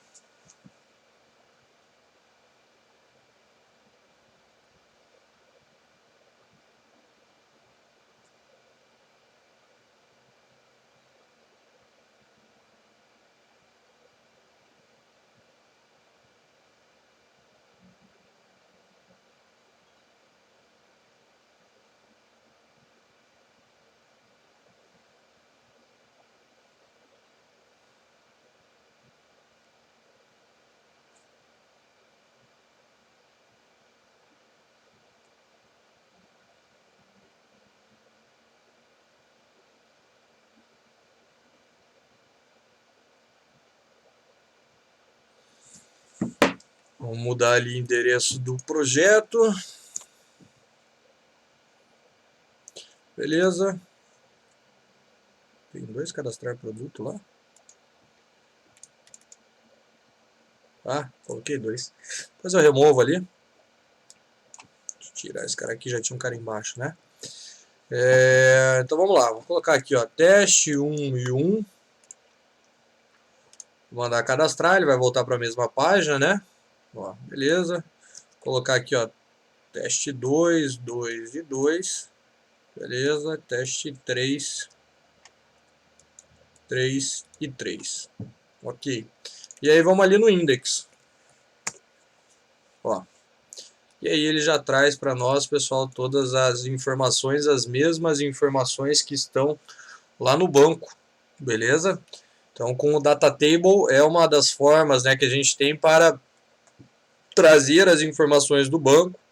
Se a gente for ali, né, em código-fonte, vocês não inspecionar ali, né, vocês vão ver que aquele Data Table virou uma tabela do HTML, né, com um T-head ali, ó, para os nossos cabeçalhos, ó, né, os nossos cabeçalhos aqui. E aí a gente tem, né, no corpo da tabela as informações ali, né, que vieram do banco. Então, quem faz todo esse processamento, né, essa tradução, digamos assim, do que a gente tem aqui no Eclipse, né, em JSF, pro o que o navegador vai processar é o nosso servidor, né? Ele processa as informações e retorna do jeito que o navegador consegue entender, beleza? E aí, pessoal, para a gente fechar então por hoje, então na próxima aula a gente vem com o alterar e depois com a parte de estilos, né? Deixar o negócio um pouco mais bonito, criar templates, né? Porque a gente vai precisar de uma barra de navegação, né? De um rodapé e todas essas questões. A gente vai trabalhar na próxima aula também, né? Mas vai trabalhar em cima ali do Prime Faces, quem quiser utilizar. Existe uma outra biblioteca, eu particularmente, pessoal, não é que não gosto, mas acabo não utilizando muito. Existem mais, na verdade, né? Que é o Rich Faces. É uma outra biblioteca um tanto quanto não é parecida, né, mas que tem mais ou menos a mesma ideia do Prime Faces, de bibliotecas de componentes mais avançados, né, de repente mais bonitos e tudo mais, que também pode ser utilizado sem problema nenhum, ok? Vocês podem daí de repente escolher qual utilizar, tanto faz, ok? Então vamos lá, pessoal. Professor, não, são bibliotecas que a gente, que o que acontece? O Bootstrap ele vai servir, obviamente, para deixar as coisas mais bonitinhas, alinhadas e tudo mais. Mas por que eu utilizo, de repente, ou o Rich Faces ou o Prime Faces? Justamente porque, não para a parte de layout em si, mas porque eles vão ter algumas funcionalidades que são bem interessantes aqui, ok? Só um pouquinho, pessoal, só um minuto. Voltei, desculpa lá, pessoal, só precisei resolver um negocinho aqui. Então é o seguinte, que nem eu estava falando, é que o que acontece com o Prime Faces, né, com o Rich Faces, vejam que a gente tem aqui, ó, vários e vários componentes que, se por exemplo a gente chegar aqui no nosso formulário, colocar um H, 2 pontos, né, esses são os componentes que a gente tem do JSF, né. Tem algumas coisinhas, mas não são componentes, que é a do F aqui, né, do core, que a gente utilizou aqui, por exemplo, para dar o nome para a coluna lá e tudo mais, mas que também, ó, não são componentes, né, a gente pode utilizar esses caras aqui também. E o Prime Faces e o Rich Faces, eles têm componentes novos, né, então, por exemplo, do Password, tem vários componentes aqui que a gente pode utilizar, várias coisas, ó, já tem a parte de gráficos, se você precisar utilizar, né, ele vai mostrar como que cria gráficos, né, então eu utilizo mais para ter um leque de componentes maior, para que a gente não precise desenvolver tudo na mão, mas com relação à parte de estilo, né, para deixar bonitinho, se quiser utilizar o Bootstrap, sem problema nenhum, pode utilizar, ok? Ou se quiser deixar com o tema lá, de repente, do Rich Faces, que já vai deixar um pouco mais bonitinho lá para nós também, sem problema nenhum, ok? Vocês podem escolher ali, dá para trabalhar com várias coisas ao mesmo tempo. Beleza? Mas vão ver que eu vou utilizar o Prime Face porque tem alguns componentezinhos bacanas aqui que vai facilitar bastante no desenvolvimento. Então vamos lá, vamos fazer o remover. Né? Então, para fazer o remover... Ah não, já listei? Já. Então, para fazer o remover, e aí a mensagem podemos deixar para a próxima aula, eu mostro também como que coloca uma mensagem ali, quando uma mensagem de erro, de sucesso, tanto faz. O seguinte, a gente vai precisar de mais uma coluna aqui, né? Assim como a gente criou as outras colunas para os campos. Então, a gente vai precisar de mais uma coluna aqui. Podemos chamar aqui a coluna da coluna de remover. Só que aí, obviamente, não vai ser um output text, a gente vai precisar de um botão ali, né, para fazer a remoção. E aí, existem, pessoal, algumas formas também de fazer a remoção. Tem gente que gosta de fazer com link, tem gente que gosta de fazer com botão, dá para fazer de várias formas. Eu vou mostrar aqui como é que faz com o botão, justamente porque a gente já viu o funcionamento de um botão lá no cadastrar. E aqui a ideia é a mesma, né?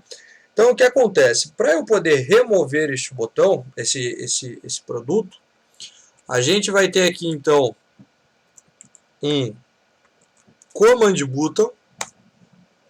Ele vai precisar de uma action, que a gente já vai criar lá. E o value dele, né, que é o conteúdo, é o remover. Então, essa action, pessoal, assim como lá no cadastrar, é um método que a gente vai precisar criar lá no meu controller, que é o produto BIM. Então, vejam que o produto BIM, pessoal, ele vai servir para todas as, basicamente, né, ações relacionadas ao produto. Né? Então, o cadastrar já foi, o listar já foi, e esse daqui é do anterior. Né? Deixa eu abrir aqui o produto BIM deste projeto. Então, a gente já fez o cadastrar e listar, mas qualquer ação relacionada ao produto a gente colocaria aqui no produto BIM, beleza? Então vamos lá, ó. Vamos criar um método que não retorna nada, chamado remover. A questão é, pessoal, para cadastrar, quando a gente montava lá a requisição, né, clicava no botão, né, e o servidor montava, o navegador montava toda a requisição lá para nós e ia até o servidor, cada caixa de texto já estava vinculado com um atributo do modelo, né, de produto. Então o objeto chegava pronto aqui para nós.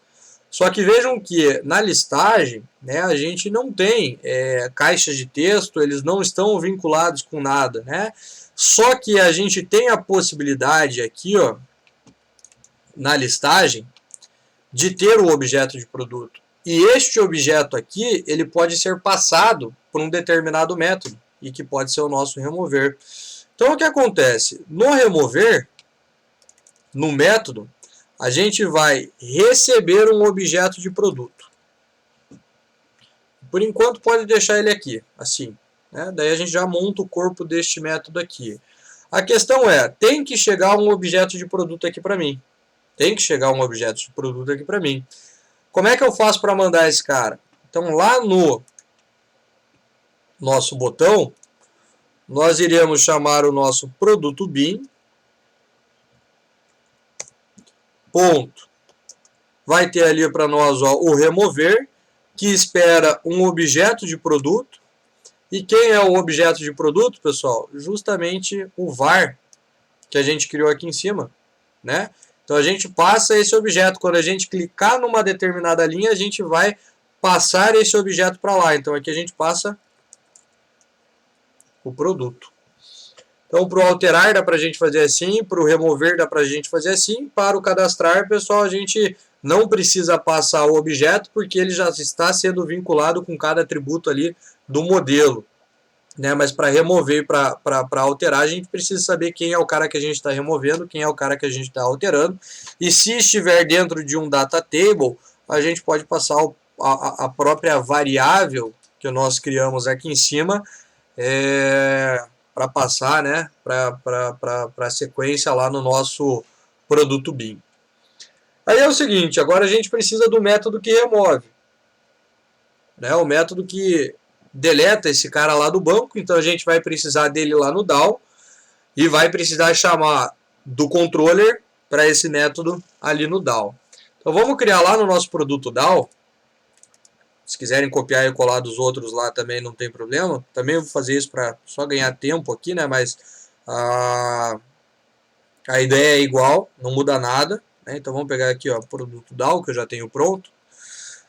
E vamos chamar aqui, ó, o remover. Quem pegar lá do produto, do trabalho, do projeto lá do banco, que a gente criou lá só para a parte do JPA, era de funcionário, só alterar para produto. Então tá lá, né? O listar, agora o remover, vai remover vou colocar aqui produto, vai receber um objeto de produto. Deixa eu tirar isso daqui, eu já explico o porquê daquilo ali. Mas então pega a conexão com o banco, inicia uma transação, remove ele do banco, faz o commit para, né, confirmar aquilo que foi feito na transação. Feito isso, é só chamar, né? Só chamar esse cara ali no controller. Então, vamos abrir o produto BIM ali, né?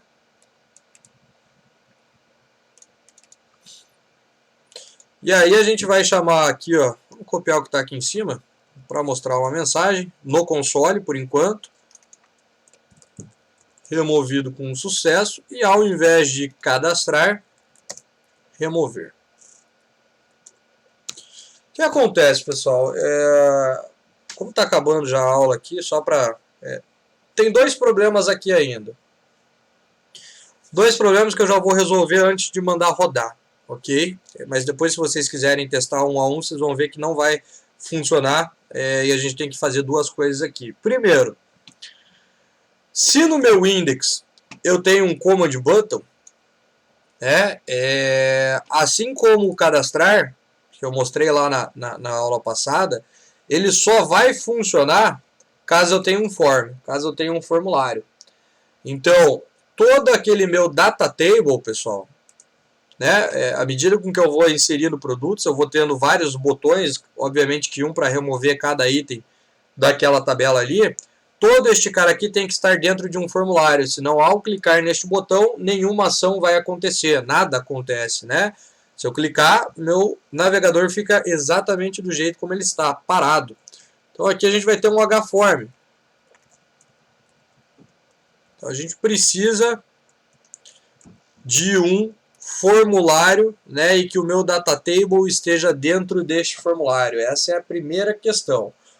Agora, se eu rodar e clicar no remover, pessoal, vocês vão ver que ele vai estourar uma exceção. Deixa eu mostrar essa exceção rodando, justamente porque essa daqui é uma exceção importante. Quem quiser, pessoal, sair, né, obviamente está liberado. Depois eu coloco a aula gravada ali no portal, mas mais 5 minutinhos a gente já resolve aqui. Então deixa eu parar aqui. Vamos rodar, preciso cadastrar um novo objeto. E aí vamos mandar remover este objeto, né? Vamos rodar ali, ó, cadastrar.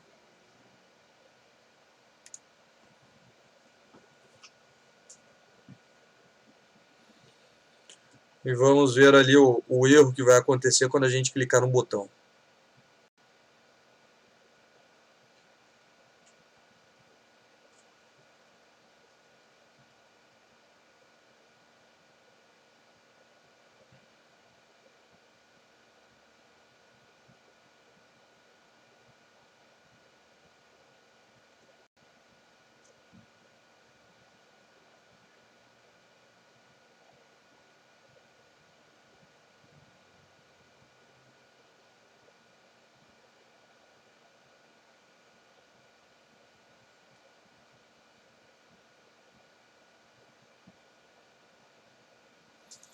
Então vamos lá.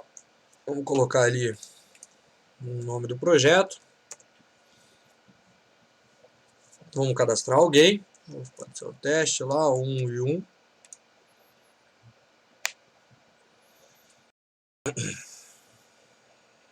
Beleza, cadastrou. Vamos ali no index e aí a gente já vai ter a listagem com o nosso botão de remover. Então, sem o form, se eu clicasse aqui, pessoal, ele não ia simplesmente acontecer nada, né? Ficava clicando e nada ia acontecer. Agora, se eu tentar remover, ó, ele fala que eu estou tentando remover, né, um objeto que não está, né, que está desanexado do nosso banco de dados. Justamente porque ele não consegue entender, pessoal, que este objeto veio do banco. A gente sabe que esse cara veio do banco, mas ao clicar em remover, ele não entende, né, que esse objeto ele veio do banco, pessoal. Justamente um dos motivos, né, e a gente não vai remover hoje, não vai resolver trabalhando com escopo aqui, porque ao listar essa lista, pessoal, ali na tela, né, esse objeto ele perde o vínculo que ele tinha com o banco. Depois eu explico mais a fundo como é que funciona o JPA, basicamente como é que funciona qualquer ORM, mas toda vez que você traz o objeto do banco, ele registra numa classe, né, os ORMs registram numa classe que aquele objeto veio do banco. Como a gente está trabalhando com uma aplicação web, pessoal, e né, a gente tem várias requisições para o nosso servidor, esse vínculo ele acaba se perdendo num dado momento. Não vou entrar no mérito agora, na aula de hoje, por que ele se perde, mas esse vínculo com esses objetos que vieram do banco, ele acaba se perdendo. E se eu tento remover um objeto, pessoal, que não tem vínculo com o banco, né, que não está mais registrado nessa classe, dentro do nosso ORM, ele simplesmente fala que não pode remover um objeto que não veio do banco, por mais que ele tenha vindo, né? Para a gente resolver isso, pessoal, a gente consegue resolver ali no DAO. Existem duas formas da gente fazer isso. Dá para eu, pessoal, depois eu mostro na aula que vem a segunda forma, mas dá para eu recuperar este vínculo com este cara lá do banco, ou eu simplesmente faço, pessoal, antes da remoção aqui, ó, um merge, porque quando eu tento fazer o merge, pessoal, ele também, né, internamente, o Hibernate também só vai fazer um merge com os objetos que existem lá no banco e dessa forma ele acaba recuperando o vínculo com o objeto que tem com o banco. Então, primeiro é feito o merge, né, como não tem nenhuma alteração, né, deste produto, né, não vai acontecer nada, mas o vínculo com o objeto que estava lá no banco vai ser reestabelecido. E aí sim a gente consegue remover esse objeto da nossa aplicação. Então, há uma outra forma de a gente recuperar o vínculo com o que tem lá no banco, mas por enquanto a gente vai resolver assim e depois eu mostro a segunda forma de a gente resolver este problema também. Mas basicamente todo objeto que vai ser alterado e que vai ser removido, ele tem que estar vinculado com o banco de dados, ok? Se a gente salvar agora, restartar a nossa aplicação e subir ela de novo, agora a gente já consegue remover o objeto ali do banco. Então vamos dar aqui, ó, o start pela última vez na aula de hoje e vamos ver ali o resultado.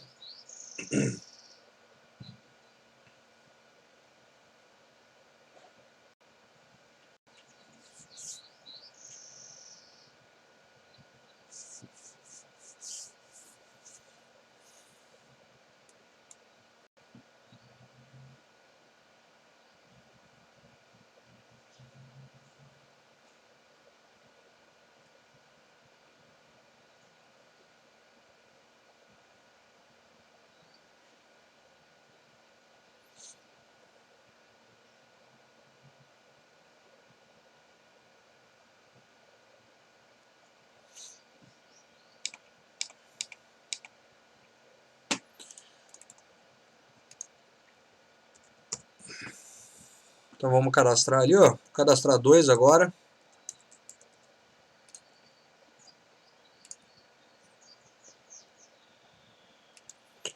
Teste 1. Beleza? Cadastrou 2, dá pra gente cadastrar mais um aqui.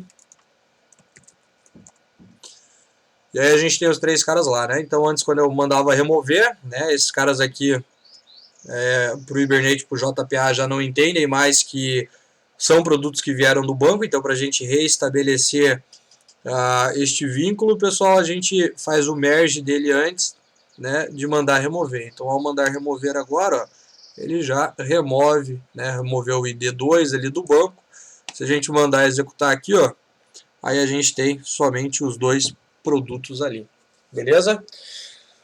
Então, fechamos, pessoal, na aula de hoje. Na próxima a gente vai começar a trabalhar, vamos terminar o CRUD, que falta o alterar, e daí eu mostro essa segunda forma de buscar o vínculo com o objeto do banco, quando ele der, né, por acaso esse problema, dizendo que o objeto está desanexado do banco, né, então ele só consegue manipular tanto para remover e alterar objetos anexados ao banco. E aí a gente vai trabalhar a parte de layout, tanto a parte para deixar a nossa página mais bonita, como a parte de template, né? Porque bem provavelmente a gente vai precisar de uma barra de navegação para clicar aqui nos links, de um rodapé, né? E basicamente o que vai mudar o conteúdo. Daí a gente vai trabalhar a parte de templates também, né? Criar um template padrão para todas as páginas. Ok, pessoal? Na sequência já faço o commit deste projeto aqui, ali no Git, e já subo na sequência também a aula de hoje lá no YouTube. Beleza? Então, pessoal, quem tiver algum problema com alguma coisa que a gente viu na aula de hoje não estiver rodando, e daí também faço a questão, né, vou verificar onde está dando problema com o update, para não precisar toda hora ficar criando o banco, ok? Pessoal, uma boa sexta, um bom final de semana a todos, até quarta que vem. E aí, quem tiver algum problema, pessoal, na sequência, só mandar mensagem aí que a gente já resolve. Valeu, um abraço e até quarta. Ô Zil, pode mandar uma mensagem aí sem problema, a gente já resolve lá, beleza?